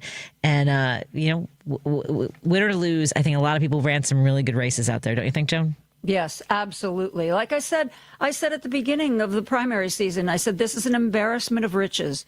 There are so many races where we literally can't go wrong. Every candidate is a good candidate. Well, are we taking a break? We're taking a 9:30 break, and then we've got a lot of people around the area. We've got Steve Lessman from Margaret Croak's headquarters. We've got Aaron Kleinman, our very own, on hold as well. So let's take a break here. You are listening to tonight's primary election coverage on WCPT. I'm co-hosting with the incredible Joan Esposito. I'm Patti Vasquez, and we will be right back after this in a moment. This is Chicago's Progressive Talk, 820 AM, WCPT Willow Springs, and online at WCPT820.com, where facts matter. You're listening to WCPT 820. Here's the latest Chicago weather update. From the Weatherology Weather Center, I'm meteorologist Laura Lockwood. Cloudy skies expected tonight with snow showers likely. Lows level off around 21, southerly winds 8 to 15 miles per hour. Snow likely tomorrow, highs level off around 43, overcast skies. Chance for showers tomorrow night 35. Chance of rain showers Thursday, high of 51, 57, overcast skies Friday. About an inch of snow tonight. That's your latest Chicago weather update. Right now, 23. Hi, this is Patti Vasquez, and I'm thrilled to announce that Driving at Home with Patti Vasquez now has its very own podcast that you can subscribe to. Actually, 2 Driving at Home full episodes and Driving at Home featured interviews. You can subscribe to one or both. Just search for Driving at Home wherever you get your podcasts, or get the podcast links on my show page by visiting heartlandsignal.com and clicking on my picture. Patti Vasquez, weeknights 5 to 7 on WCPT 820. Let's take a moment to breathe. Deep inhale. Extend your spine. Remain focused on what you're doing. If safe to do so, exhale slowly, leaning to one side. Inhale back to center. If safe to do so, exhale slowly to the opposite side. Find mental health resources at loveyourmindtoday.org. This message is brought to you by the Huntsman Mental Health Institute and the Ad Council. Are you looking for more in this world? Are you ready for something bigger? Then we are looking for you. The big-hearted, the bold, the messy and the gutsy, the teachers, the growers, the builders, the skilled, the sharers, the change makers. We need you. We are the Peace Corps. In more than 60 countries, we go all in and all out. We are volunteers, partners, communities, working together, living together, bringing our experience, passion, and joy to building a better world together. From tackling climate change in Mexico to keeping kids healthy in Kenya, from sustainable farming in the Philippines to education in Kosovo. We learn more, give more, share freely, and serve boldly. Are you ready to tackle the tough stuff? To go the distance to make a difference? Then we have a place where you belong. Join us at peacecorps.gov. From energy to public health, extreme weather, the economy, and more, Climate Connections makes the global local. Hear it weekdays during the Thom Hartmann program and during Joan Esposito, live, local, and progressive. Right here on WCPT 820, Chicago's Progressive Talk, where facts matter. He has an overbite that makes him look like a cartoon character, a slightly crooked eye, and an uncommonly wrinkly neck. In the right light, he can look a little like a garden gnome, and he'll wear a bow tie just because. Sure, you might call him a little quirky, but that's exactly what makes him so perfect. Tuna is a 3-year-old Chihuahua Dachshund mix with more than 700,000 followers on Instagram, and it all started because he was adopted.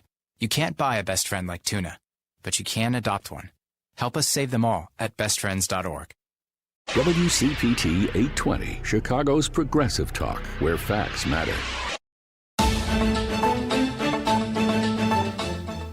Patti Vasquez, take it away. Oh, my goodness. You are listening to primary election coverage on WCPT. Joan Esposito and I, Patti Vasquez, are here to keep rolling along. Where did we leave off? Are we going?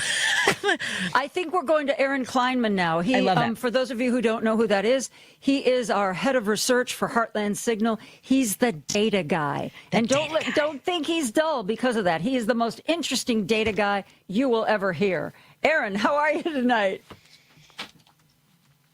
Aaron? Uh-oh. We left him on hold too long. Hey, Aaron. Oh, no. Can you hear me? Yes. Yes. Am I on? You are. Yes. Okay, good. Take that, Steve Kornacki. I'm more interesting than you. What? I'm sorry. Say that again, Aaron? I said, take that, Steve Kornacki. I'm more interesting than you. Oh, we don't have a good connection, Aaron. Oh, okay. Oh, yeah. No. It's just really hard. It's almost like tinny. Are you on speakerphone? Yeah, it's almost like it's muffled. Yep. In my ear. Oh, well, maybe. No, is he on Zoom or? No, he's on the phone. Oh, he's on the phone? Better? Let's see. Go ahead. How about now? Oh, there you go. Oh, Aaron, that's much better. Broadcasting professional, Aaron Kleinman. Lousy. All right, you guys did a great job vamping while I screwed up the audio. No worries. And I wanted to say, take that, Steve Kornacki. I'm more interesting than you. I have more interesting audio connections than you. And I have more. I've got some great takes coming in. The big one, looking at all the numbers, looking at everything coming in. You know who the big loser is tonight? Who? Big corporate money. Oh, thank God. Tell us why. Well, you guys have seen AI, crypto, gambling interests, spending a lot of money, not just at the federal level, at the state level too. And of course, AIPAC's less a corporate interest, but it does back kind of right-wing foreign policy. And so if you look at the primary results, in the open federal seats, you had the Senate seat and then you had 4 congressional seats. The big money backed candidates only won 2 of those at the federal level. And one of them, Donna Miller versus Jesse Jackson Jr., they both, had backers on either side. So that one was kind of a wash. So really, Melissa Bean, who, for a congresswoman well known in the area, she only got 33% in her district, only beat her closest challenger by 6%, kind of a weak performance. And then you look at the state level. You had, I think, so there's 1, 2, 3, 4, 5, 6, 7 candidates at the state level who got a lot of corporate backing. It was Emil Jones, Chantel Franklin, Paul Kendrick, Adam Braun, Asia Kearney, Jamie Andrade, and Saba Hyder. Only 4 of them won, but, of the 4 that won, 3 were already incumbents, and they should have won. well, two of the ones that lost were incumbents. Ooh, that's not good. So, yeah. And, that was a lot of, gambling interests. They wanted to cut taxes on gambling winnings, I think. I forget what their exact beef was. And then AI people just wanted broad deregulation. They did not do very well tonight. They only backed one open seat candidate who won, Paul Kendrick, who I went to high school with. And Paul, I know you're listening to WCPT 8 right now. We're going to keep an eye on you. Make sure you represent the people of that district. There you go. Someone just texted in, "Suck it, Teal." Well, yeah. I mean, it was I think DraftKings and Meta were the two big spenders at the state level. And then at the federal level, it was APAC donors in a lot of these races. And it was a kind of crypto was really the bigger spender at the federal level. The fair shake people, and they got shook up tonight. The good people of Illinois said, you know what, we can see right through this. And, when you spend all that money in a primary, you risk becoming a story yourself. I think there were a lot of stories on the big money spending here. And, for people who are having a tough time telling the difference between candidates' positions on things, being backed by the same interests that support Trump's agenda is a huge red flag. It's really interesting, Aaron, because I've covered a lot of races, and of all the election nights I've ever covered, this is the one where, it seemed like we saw the most PAC money coming into a primary of all things, and people really being uncomfortable with that, people not liking that. People not feeling good about a candidate because of that. I think that's wonderful, but I'm not sure. Do you have any data to tell us why that's happening? I mean, I think it's just because it's such a higher level of spending than we've ever seen before. And I think just people kind of hit their limit of this is unseemly. People, kind of have an expectation of how many political ads they should be seeing when they turn on the game. And why is Chicago in February looking like Philadelphia in October? And it's like, what's up with that? It kind of just sets off your senses a little bit. It's like, well, at some point people can kind of tell, like, hey, who's being bought and paid for here. But there's kind of the substance of it too. The candidates that lost were backing unpopular policies. We have data in showing that the war in Iran is incredibly unpopular. APAC as an organization, supports bellicose Middle East policy. And so that kind of turns people off. We have data showing they're very skeptical of AI taking jobs away.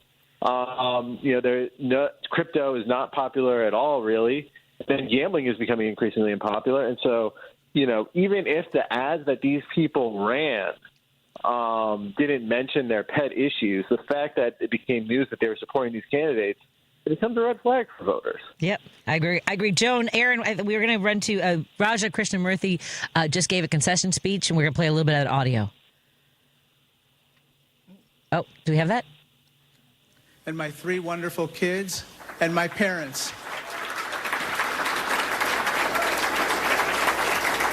I could not possibly have done this without their love and support. Finally, I want to thank this country, the greatest country on earth, for giving an immigrant kid and his family the chance to live the American dream. Only in this country could my story happen. And only in this country could a kid like me serve in the halls of Congress. And now we must come together as Democrats and as Americans to make sure that we return to the principles that made us a beacon of freedom and opportunity for the world. I will have almost a year remaining in the best job I've ever had representing the good people of Illinois' 8th Congressional District. And I pledge to you tonight that I will continue to do that job to the best of my ability to fight for the kind of country we all still believe in. Thank you so much. God bless you. And God bless America. Thank you so much.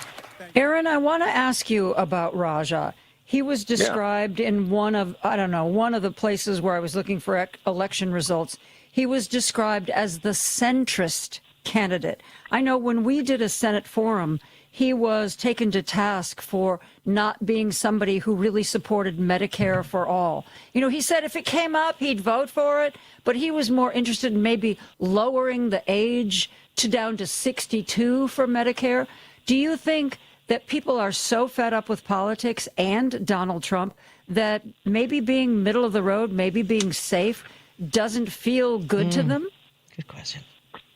It could be. I mean, I think with him, the bigger red flag ultimately goes back to the big money thing. It goes back to, the fact that he had a lot of right-wing tech money going in for him. I think that was a bigger red flag than healthcare. I think the ultimate contours of kind of social programs right now, I think is kind of secondary in people's minds to just kind of say more urgent things like, making sure that we have social programs. But it does kind of set up people's, senses a little bit because I think right now what they're looking for is fighters. And so if someone doesn't seem like they're a fighter, if someone doesn't, I guess that was what I was trying to say in my very roundabout way. Yeah, he just didn't seem enough like or not as much as soon to be Senate nominee and likely soon to be Senator Stratton, whose most famous commercial was people using words we can't say on air. Aaron, Matt's going to yell at me if I say what you said in her ad. So yeah, he'll yell at all of us. Aaron, Joan, we've got Steve Lessman checking in with us live from the candidate. The candidate is Margaret Croak, who is in the lead currently for Comptroller of Illinois. Hey, Steve, how's it going there? Hi, guys. How are you? I'm here at Margaret Croak headquarters, and we're waiting for that check mark. We got a little over 70% of the vote in. We're about 3 points ahead, and we're all anxiously awaiting for Margaret and her team to come out and say hello to everybody. But in the meantime, I've got Rick Ryan, Illinois State Representative, here, and he'd love to share a few words with you. Great. Hey, excellent. Hey, here Rep. you go. All right. Hey, Rep, what brings you to Representative Margaret Croak's campaign headquarters tonight? Well, I was a strong supporter of Margaret. I worked down here, the legislator down here with her last year, and I found her to just be a tremendous person. I think she'll do a great job for the state of Illinois. I know she'll make my neighborhood a better place to live if she's the next comptroller. And what do you think made the difference? And I mean, it sounds like your personal relationship had a lot to do with it. But what are your thoughts on this race? Holly Kim coming in with a lot of enthusiasm. Of course, Representative Stephanie Kiffel with a lot of the experience that she's had, and Senator Karina Villa. What set her apart from the other candidates? Would you say? I think it's her background in economics. I think she understands money and how the economy works. Just maybe a little bit more than the other candidates. They're all good candidates. But in my mind, when I evaluated them, I thought Margaret was the best for the state of Illinois. She has a bright future in our party, and I'm hoping pretty soon we get a check mark next to her name. Correct me if I'm wrong, but didn't she get Governor Pritzker's endorsement? She did. Governor Pritzker having a good night tonight. He is. So far, so good for the governor. Thank you so much for joining us, Rep. I believe do we have audio from Representative? Thank you so much for checking in with us, and it's an exciting night, and it sounds like you're going to continue celebrating this evening. Have a great evening. So far, so good. Thanks a lot. Thank you. Have a great night. Thank you. Is this? Am I being told that Biss is live right now? Yeah. Okay, so we've got Mayor Daniel Biss. Without your support in this race, thank you, Jan Schakowsky.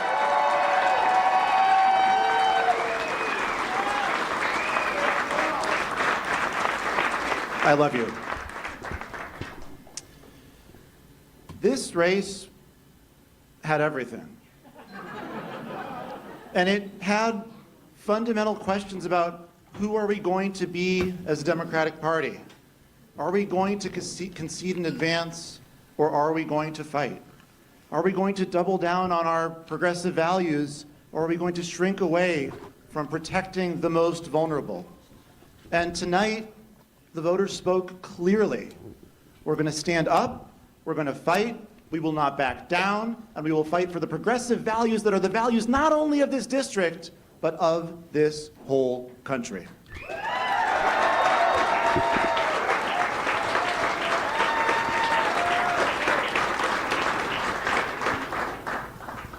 And there's a lot to fight for. to fight for an economy that works for everyone, where instead of the wealthy stuffing their pockets at the expense of the rest of us, we have housing that's affordable for all, childcare that's accessible to all, healthcare that's available to all, a tax code that actually works for today's economy and asks the wealthiest to pay their fair share, and a situation where when things get better in the aggregate, they get better for all of us. And we know why that's not happening right now. It's not a mystery, it's not a coincidence.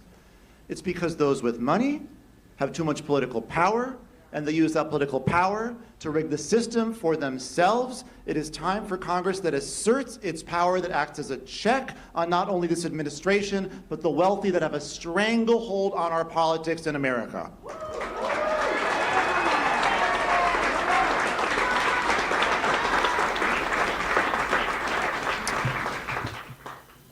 Now, I want to mention a particular issue that came up once or twice in this campaign.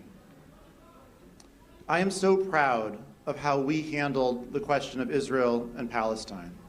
Maintaining my core, maintaining our core as a community, understanding the nuance and complexity of the issue, understanding that, yes, the state of Israel was a safe haven for my Holocaust survivor grandparents and their 2-year-old daughter, my mother, in 1948, and at the same time that the oppression of the Palestinian people is an unacceptable stain on the world and on the Jewish people as well, and has to be ended. There was a lot of pressure in this campaign to move away from one or the other of those perspectives, and I was not willing to do it because that's not who I am, and that's not what this district is. This district understands nuance and wants someone who accepts the reality of competing, even contradictory sounding priorities and values and realities. Now, that point of view is not the point of view of AIPAC. AIPAC that spent an unbelievable amount of money, over $7 million, to try to buy this seat, to support the idea that we can't accept nuance, that we can't accept the reality of competing narratives, that we can't fight for justice for all, that we can't accept the very Jewish value that there is equal sacred dignity in every single life, and that every person has equal rights to self-determination and to justice. My friends, I'm going to go to Congress and fight for that very basic principle of self-determination and justice for every single human being who lives in the Middle East and anywhere else on this planet. And so, let me end this simply by saying, AIPAC found out the hard way. The 9th District is not for sale. And that is Mayor Daniel Biss, who has been called as the winner of the 9th District Congressional seat. We also, Joan Esposito and I continue our coverage. We've got Ellen Miller from out Chicago joining us from Juliana Stratton's headquarters. Ellen, is it getting louder there? Yes, Juliana is about to walk out any second. This place is ready to explode. It is a rainbow coalition of supporters and volunteers. The DJ's been blasting. People have been dancing. The DJ just stopped for the first time since I walked in the door here at 6:30, and she is about to take the stage. Now here we go. Can you hear her? Oh, let's see. Can you hear her? We'll probably go to some of her speech live in a few moments.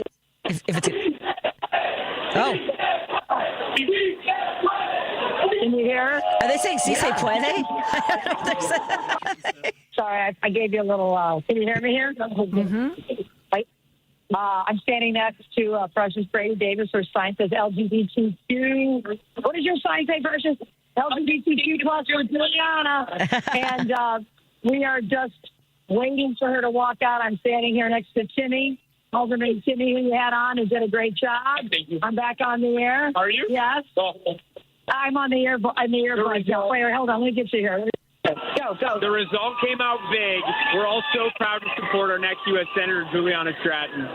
It is a rainbow coalition of love over here. That's all I can say. Ellen, have you seen Terry Cosgrove there? We had reports that Terry Cosgrove was there. John Cosgrove? Terry. Say that again, Patty. Terry Cosgrove is at the headquarters as well. I was going to try to get him on the phone, but he says it's too loud there. Yeah, no kidding. It's loud. It's about to be louder any second when Juliana takes the stage. Well, while we're waiting for that, Patty, I want to tell you a story. Yes. I've known Daniel Biss for a long time, and I think the world of him. But one of my friends went to a campaign event, and she said to me, I don't know. He seems kind of, quiet. And I said, well, he was a math professor. Yep. So he has all the charisma of a math professor. And she was like, oh, okay. Well, I liked what he said. It was just he seems so, restrained. And I said, yep, charisma of a math professor. But he's a bright guy, and he's a good guy. And I think she voted for him. Interesting. Well, it's been a wild night, and I used to cover him when he was in Springfield. He's sharp. I will say that he's very sharp. Alan, thank you so much. Thank you so much for jumping on with us. My pleasure. Hey, yes. Go ahead. I feel bad because we keep throwing to Whitney right after you. It's like, here's everyone celebrating, and that's okay. Now let's go to Whitney. Yeah, it's very sad. All right. Thank you, Ellen. You did such a great job tonight, and I'm so excited about everything that's happening for you at that event. Let's go to Whitney, who is at Robin Kelly's headquarters. Hey, Whitney, I understand that she's making the rounds. Yes. Hey, I hear that she's walking the room and talking to folks. Actually, I have Miss Robin Kelly right next to me. Oh, and hey, yes. Hey, Congresswoman. Thank you so much for joining us and for running this race. You did a marvelous job. You really did run a great campaign. And I know you came up short, but man, I mean, I hope that you feel the pride and the love that you're getting tonight. Oh, I do. Of course you want to win, but no, I actually feel fine. I'm glad that I can, like I said, when I started running, I want to be able to look at myself in the mirror. And after this race, I still can look. So I'm proud of the race that I won. No lies, no deceit, no somebody endorsed me or somebody didn't, anything like that. And also, everybody kept saying I was the spoiler. Obviously, I was not. But that's, what they kept trying to say, a vote for me was a vote for somebody else. So that didn't come true either. Yes, I know. We talked about that when you were on my show, that this idea of this black women splitting the vote was really an old-fashioned, outdated idea that we shouldn't be even talking about anymore. In my opinion. Yeah, racist in my opinion. That we need to look at quality of the person running, what the person brings to the table. That's what I think. Well, I talked to some people from the city before they voted, and frankly, they were younger people, and they had originally never heard of you, but they told me, this Robin Kelly, we really like her. And I said, yeah, there's a lot to like there. And do you have any idea where your career is going to take you next? I mean, I know you have to fill out your term as Congresswoman. Any idea after that? I will proudly fill out my term. I have a great staff. I want to make sure all of those guys are employed, when I leave. And I will help Donna Miller, who's taken my spot in any way, that I can, so she gets off on a great footing. But, we work together a lot anyway. So, nope, I'm nothing yet, but that I'm going to share. How about that? But okay. Yeah, so that's my intent for right now, just to concentrate on the office. And can I ask you a question? What surprised you the most? I mean, I know you've run for races before. You've served your communities in the state of Illinois. What surprised you in this race? Is there a moment that kind of jumps out at you that just sort of caught you off guard? One thing I will say, that organizations that I have worked with, stood with, done everything with, the idea that they didn't stay neutral, that kind of caught me off guard a little bit. I will, admit that. And, I mean, when I have been extremely supportive, and then, but people weren't that way, with me. So that caught me off guard some, but, it is what it is. And I know that you traveled the entire state, and I've talked to a lot of candidates who've, been doing a lot of the, out there hitting the pavement. Would you say that there's a meal that surprised you in a community that you'd never been to that's just sort of, gives you a feeling of connection with that community?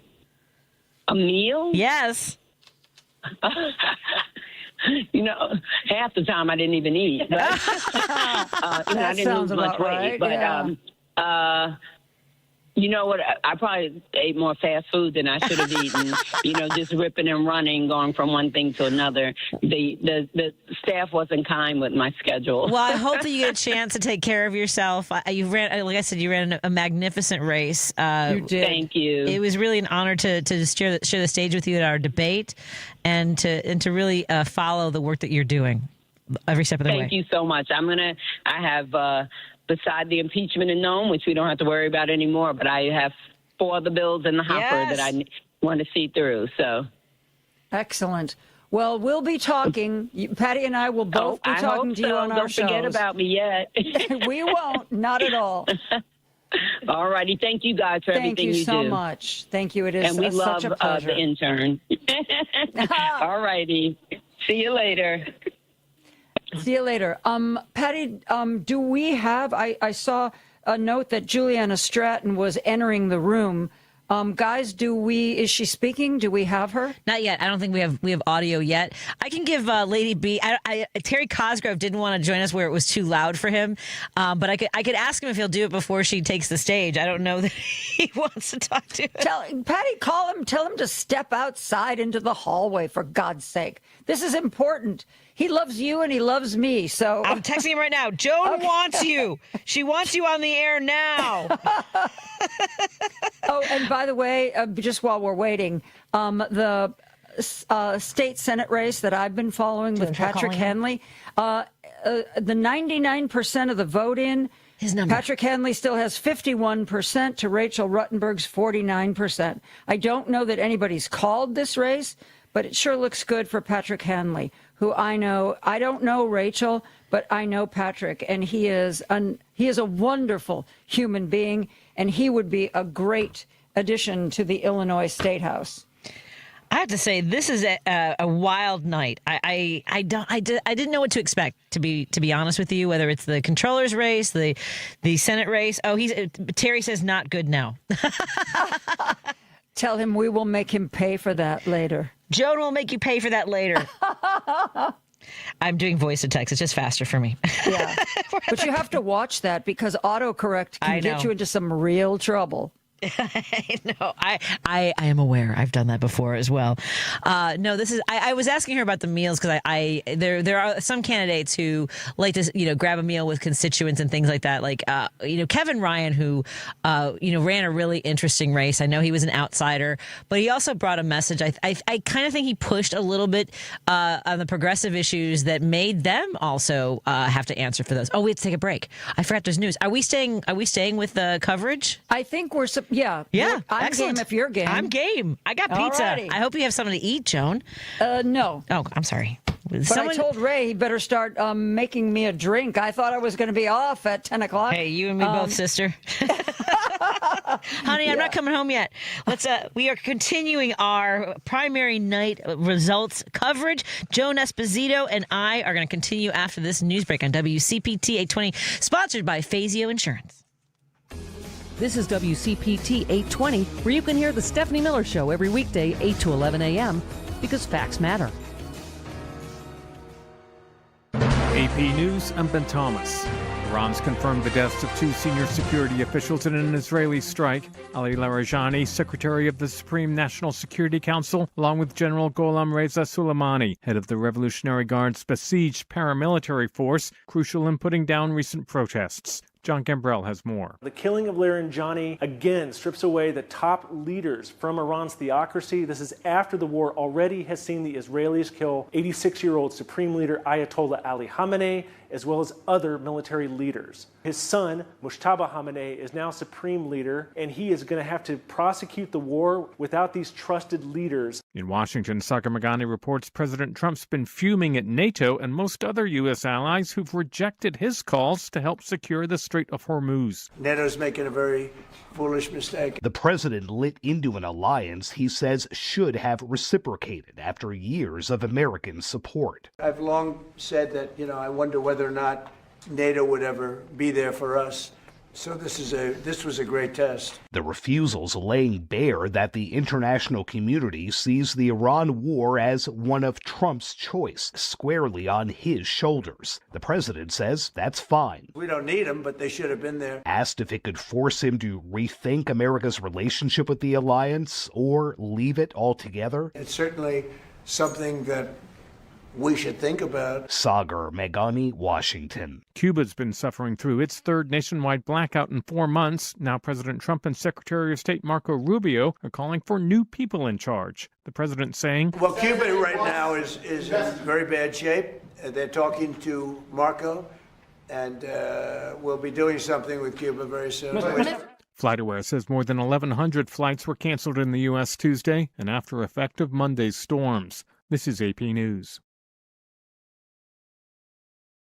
A pub on wheels? Mike Hempen reports they're bringing a taste of Ireland to New England. The business began during the pandemic when brothers Craig and Matt Taylor started building an authentic-looking pub in a driveway.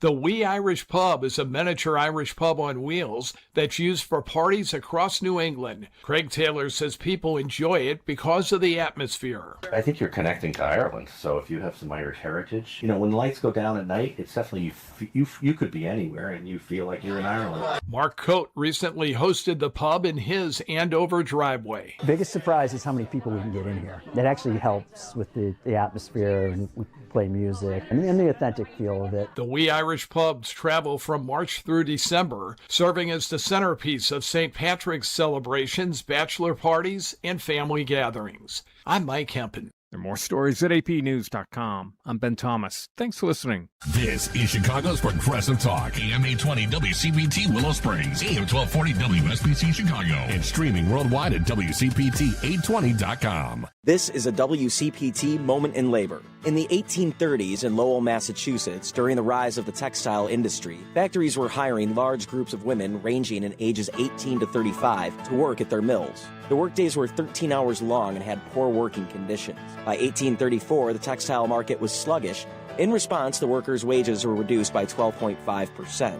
One of the workers, Julia Wilson, tried to organize the women to get their wages back, only to be terminated abruptly. Wilson signaled the women to strike or turn out. Over 800 women marched and signed a petition saying we will not go back into the mills to work unless our wages are continued. Ultimately, the strike failed, but they learned from their mistake and successfully battled back a rent increase on their boarding houses 2 years later. By January 1845, about a dozen of the Lowell female textile workers came together to form the Lowell Female Labor Reform Association. This would become the first organized union of women workers in American history. This has been a WCPT Moment in Labor. We're working for your rights.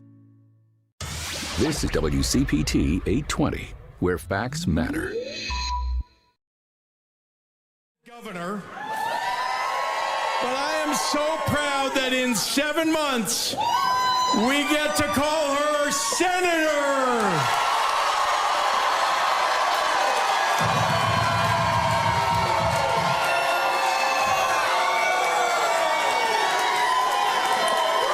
Now, a lot of people have suggested that this was personal to me. They were right. It was. Because I wanted to be there for Juliana in all the ways that she was there for me. And that's the best piece of personal and political advice that I can give you tonight. Always, always, always show up for the people you love.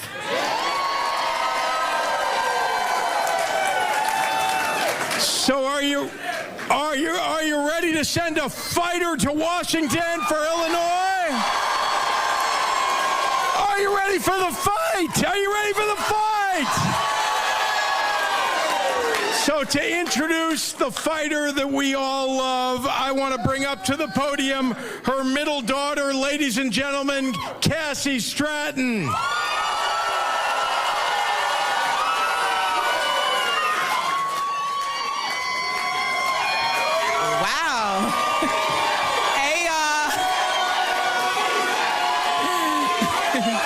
Yes, I hear that. I love it. Hi, everyone. Hey. My name is Cassidy Stratton, and I am honored to be here tonight to introduce Illinois' fiercest fighter, who I happen to call Mom. What I also know to be true is that she is the most thoughtful, kind, accomplished, inspirational, and real mom that I could ever ask for. My mom made history as the first Black lieutenant governor in Illinois. And she stepped up to run for Senate because she saw a need, and she couldn't just sit on the sidelines like many do. She first got into politics because rights and resources were being stripped from everyday people. And here we are 10 years later, and she has never strayed from those values. I am so proud to call her Mom, and especially proud tonight to call her your Democratic nominee for United States Senate, Juliana Stratton.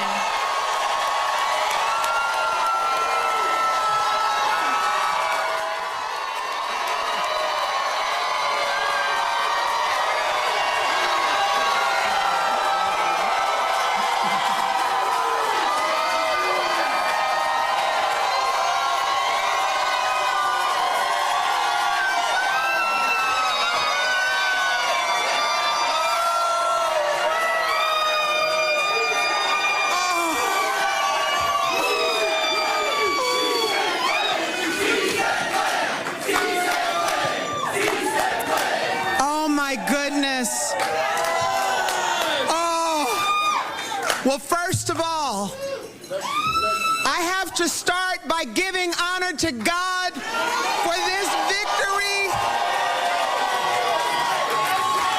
And second of all, I have to ask, how you feeling, Illinois?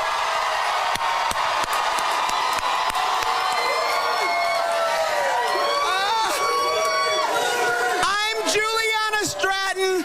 I'm so proud to serve as your Lieutenant Governor, and I am humbled and honored to stand before you tonight as your Democratic nominee for the United States Senate. We did it. Tonight we showed what's possible when you listen to the people and give the people what they want. You got it. And I could not have done this without each and every one of you. Now let me start by saying thank you to my amazing husband, Brian, and our incredible daughters, Tyler, Cassidy, Ryan, and Mackenzie. I cannot thank you enough for how you have shown up for me and kept me grounded throughout this entire journey.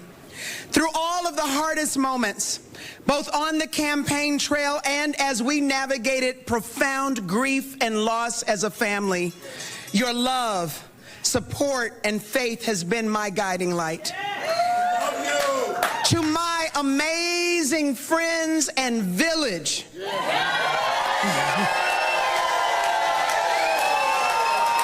you gave me levity when things felt heavy, filled my cup when I felt depleted, triumphed with me when momentum broke our way, and answered the call every time. Your support means more than you will ever know. And please, you all, you have to give it up for my incredible campaign staff.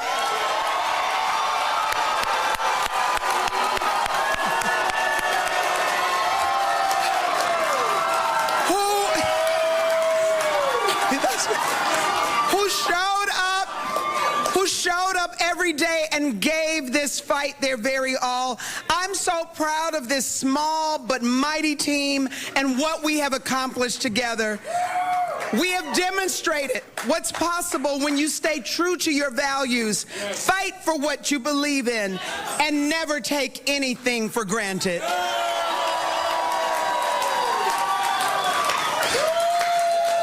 Governor Pritzker and Senator Tammy Duckworth and all of the incredible elected officials here tonight, thank you for being steadfast partners and friends who have cheered me on and stood by my side day after day. Every single person who chipped into this campaign with your time, your resources, your energy, your prayers, and your blood, sweat, and tears, and tweets. You made the difference in this race, and this win belongs to all of us.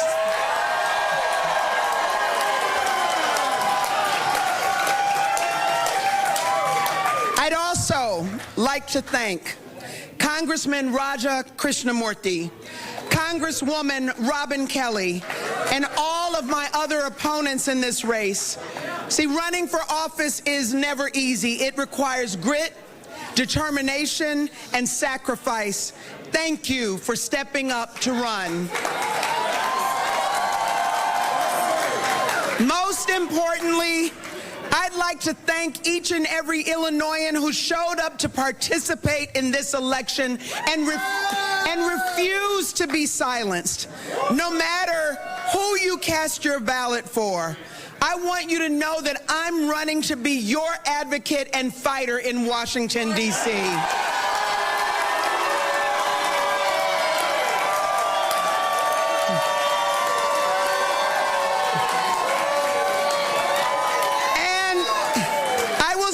Every day from now until November 3rd, working to earn your support. Tonight's message is clear. We're ready to take our democracy back into our own hands.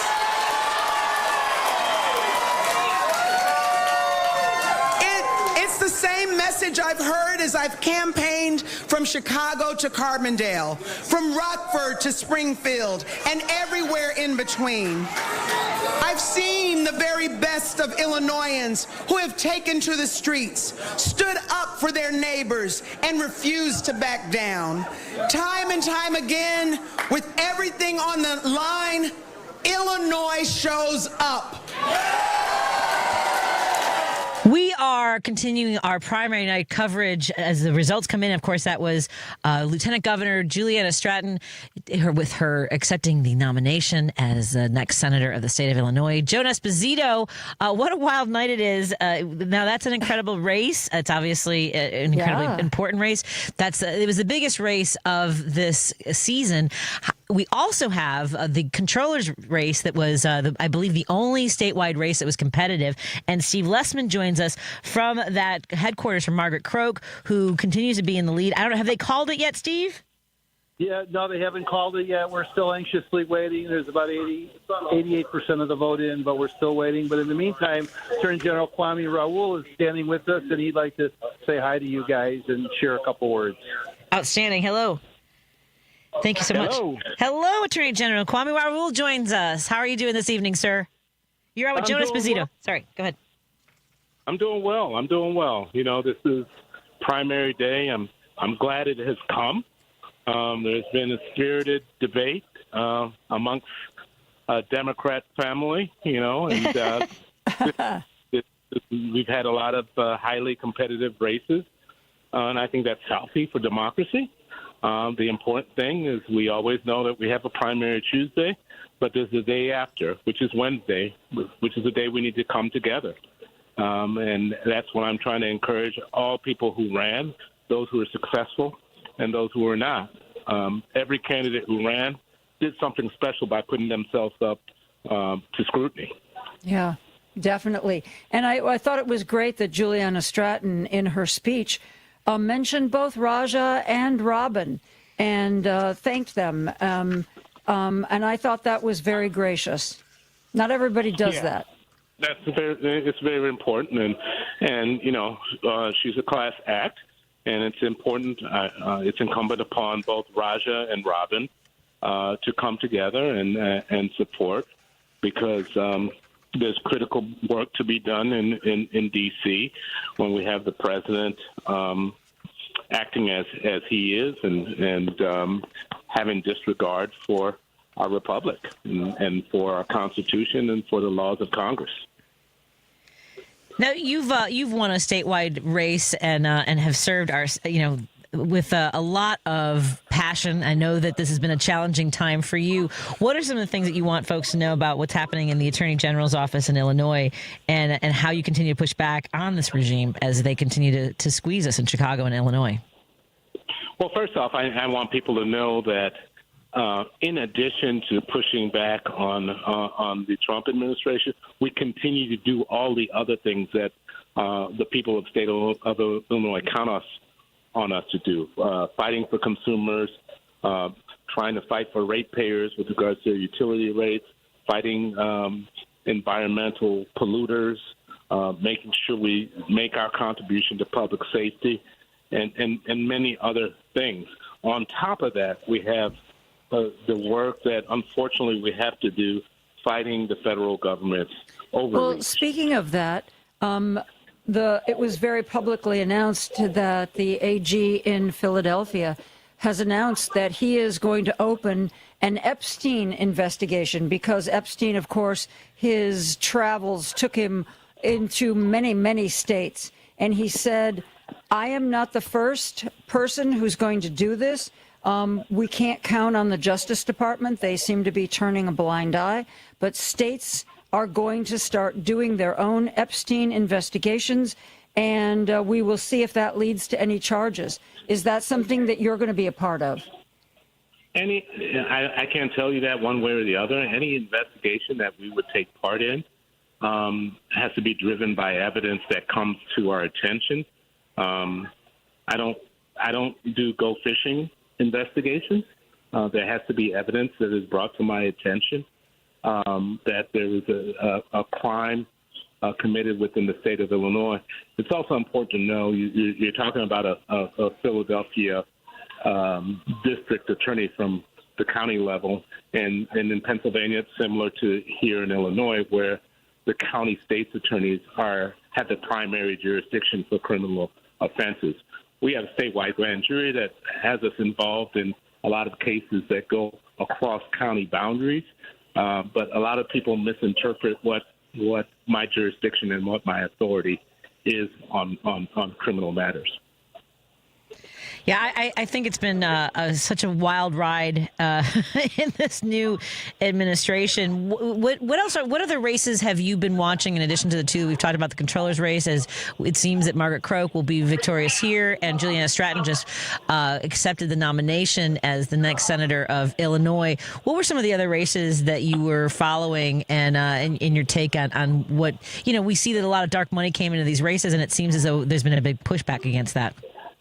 Well, there's only one congressional race that I endorsed in, and that was in the 9th Congressional District, where I endorsed my former colleague Daniel Biss. And that was a win for you tonight.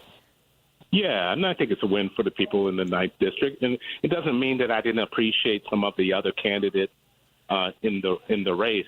But there's a particular race that was particularly important to me. I had somebody who was on leave from my office, running for a state representative in the 8th Representative District on the west side and in the west suburbs, Chantel Franklin, who has an incredible story. She was homeless as a child, as a result, went to 8 different public schools, and persevered through that, and got her degree from SIU, her master's from IU, and volunteered on different campaigns and worked her way up, and a real American success story. She was running against other candidates who had great organizational support, one alderman daughter, another alderman staffer, and another prominent pastor. And again, it's a race where all of the candidates were worthy of running, But I think Chantel's success in that race, she won it by 20 points, demonstrates that somebody can work hard and the democratic process can work. Well, I really appreciate your time tonight, Attorney General. Are you planning on continuing to celebrate, or is it an early night after this for you? Well, I'm still watching a couple of more races. I'm trying to see what happens in the comptroller's race. I had endorsed Margaret Croke in that race, and it's looking good for her, cautiously optimistic, but we're waiting to see. I'm sorry. Go ahead, sir. But again, I think the important thing is whether it's the comptroller's race, the Senate race, many of the congressional races, there was spirited competition. 8 years ago, I ran in an 8-way primary. When it was all said and done, most of the candidates got together. We had dinner together. I count many of them as my friends, and we collaborate on things, and that's a good thing. Yes, it is. Yes, it is. And I get the feeling that even though Democrats running against other Democrats, they ran hard, they ran tough ads, but I don't get the sense, Patti, maybe you have a different sense. I don't get the sense that there's going to be a lot of post-election animosity. Yeah, I'm not sure about it. It's hard to tell. I mean, a few of these races, don't you think, sir, that there might be a couple out there that there's going to be some salty feelings afterwards? Yeah, but, if you lend yourself to this business, you got to have tough skin. Mm-hmm. And you got to realize that, in as much as you want races where people are just talking about why they're worthy and they're not necessarily trying to tear people down, that's not going to happen. And that's just the reality. It's unfortunate, but that's the reality. And so you got to have tough skin and you got to get through it. And then you got to realize that coming together afterwards, because in most of these races, there wasn't that much in policy differences between the candidates. And so where the negative was coming in was about other stuff and not about policy. And so I think it's important for people to come together and to get over the insults that were hurled during the campaign. Well, it often helps when the candidates that hurl those insults are also magnanimous. That's true. Yes. That's true. Attorney General Kwame Raul, thank you so much for joining us tonight and sharing your thoughts on this very important election night. We really appreciate you taking the time to talk with us. Absolutely. Thanks for having me. You're very, very welcome. Hey, do we have Ellen Miller? She is at Lieutenant Juliana Stratton's campaign headquarters. And do we have Ellen Miller? We do have Ellen Miller on. And I was told she had Julia's campaign manager. Oh, excellent. Yeah, I do. I have Juliana's campaign manager, DeVille. She just wrapped up an exhilarating and wonderfully motivating and beautiful speech. I'm going to hand you over to DeVille. DeVille, tell me what this night means to you and what it means to the state of Illinois and the Democratic Party. Yeah, this one just feels really personal to me. I immigrated to Illinois, and I grew up here in the suburbs, and this just is such a special moment to me, and it's really personal. And I think voters across the state, Democrats, spoke, and they want to send Juliana Stratton to the U.S. Senate, and we're really excited about that. What were some of the things what was some of the strategy? Because we were talking earlier about, it seemed as though in the last month there was really an injection of energy, and the notion that the more she was able to get her story out, connect with people at events, that was really big part of the difference in this home stretch. Yeah, our strategy from the start was to catch lightning in a bottle. We always knew that Congressman Krishnamoorthi was going to outspend us, and so we used debates as a strategy to really get the energy going. And I think from that first debate at the University of Chicago, we saw that really come to life. And from there, we just knew we had to keep the momentum up. And I think people really saw the contrast between all three candidates, and we were really excited about it. And I think one thing too is, as younger staffer come up, they see the importance that digital plays in campaigns. And so we made early investments before any other candidate into building relationships with creators in Chicago, across the country, to really show and highlight who she is, and I think she really spoke and connected well with the digital space. That's really interesting because, you know, we've been talking to people who say that campaigning is changing. It's not just radio ads and television ads anymore. Your digital strategy, like, was that a huge part of your spend or a small part? We actually invested in, I mean, when we talk about earned media, I think we did earn digital, and we built partnerships with creators that had platforms and reaches. And so I think it was a new way to campaign, and I think we're starting to see that more and more. And so I really pushed the team to expand our, view of what a campaign can be and what outreach can be. And so I actually say we won in the earned media space in particular. I've talked to a lot of folks that it kind of struck me about the passion that some folks had for this campaign. I had Terry Cosgrove on the show last week, and it seemed as it wasn't just that people were supportive. There was this strong sense of commitment to making sure that she got this victory. Tell us a little bit about those folks that really I think really gave it their all too at the end. The volunteers, the staffers, everybody involved. Yeah, I mean, I think I always say our team isn't just the staff. It's the consultants, it's the donors, it's the endorsers. I mean, we had so many endorsers that have had relationships with the lieutenant governor for years come in and really, do everything they can, because I think they saw that she was the right person to meet this moment. And, she's done so much great work here in the state, and I think people really love Illinois, and they love living here, and we just got to see more change coming out of Washington because the status quo is cutting it. Okay, do you get like a day off tomorrow to just put your feet up, sleep in late, maybe eat some candy or, junk food? I mean, I think tomorrow we are going to wake up and introduce our Democratic nominee to voters. We definitely have a vacation planned here over the next month. I think we all need a little bit of a break.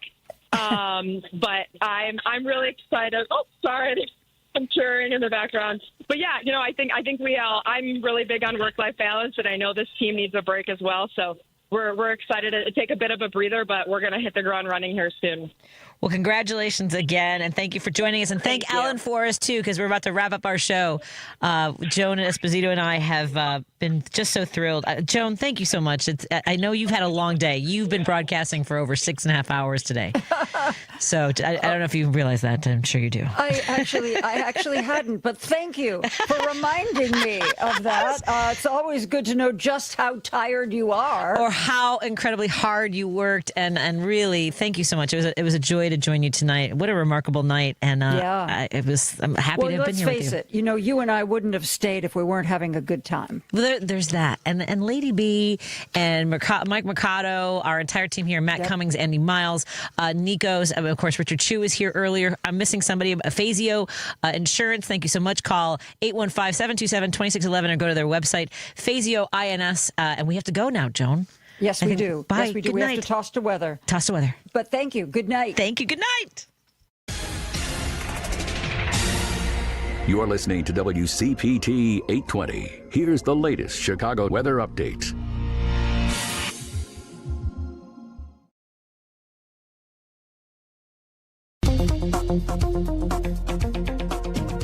From the Weatherology Weather Center, I'm meteorologist Laura Lockwood. Cloudy skies expected tonight with snow showers likely. Lows level off around 21, southerly winds 8 to 15 miles per hour. Snow likely tomorrow, highs level off around 43, overcast skies. Chance for showers tomorrow night 35. Chance of rain showers Thursday, high of 51, 57, overcast skies Friday. About an inch of snow tonight. That's your latest Chicago weather update.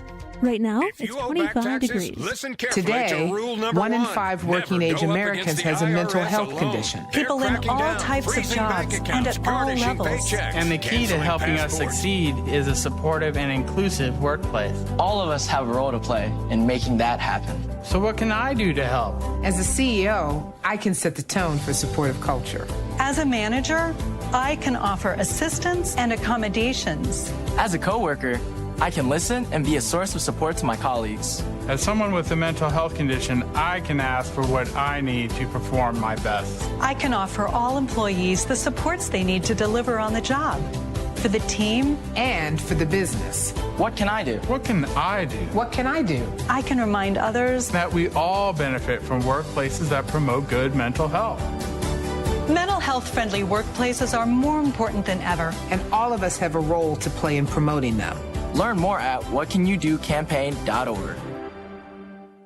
Amy Goodman reports on the news stories rarely covered by the corporate media. Democracy Now! The American Civil Liberties Union and the Center for Constitutional Rights have sued the Trump administration, seeking the release of the secret legal memo that's been used to justify the U.S. campaign targeting alleged drug boats in the Caribbean and the Pacific. The U.S. has struck at least 22 boats, killing 87 civilians. Democracy Now! Weekday evenings at 11 on WCPT 820, Chicago's Progressive Talk. Stay connected to Chicago and beyond. Take WCPT 820 with you anywhere by streaming live at heartlandsignal.com. They're a part of the community. This is WCPT 820, Chicago's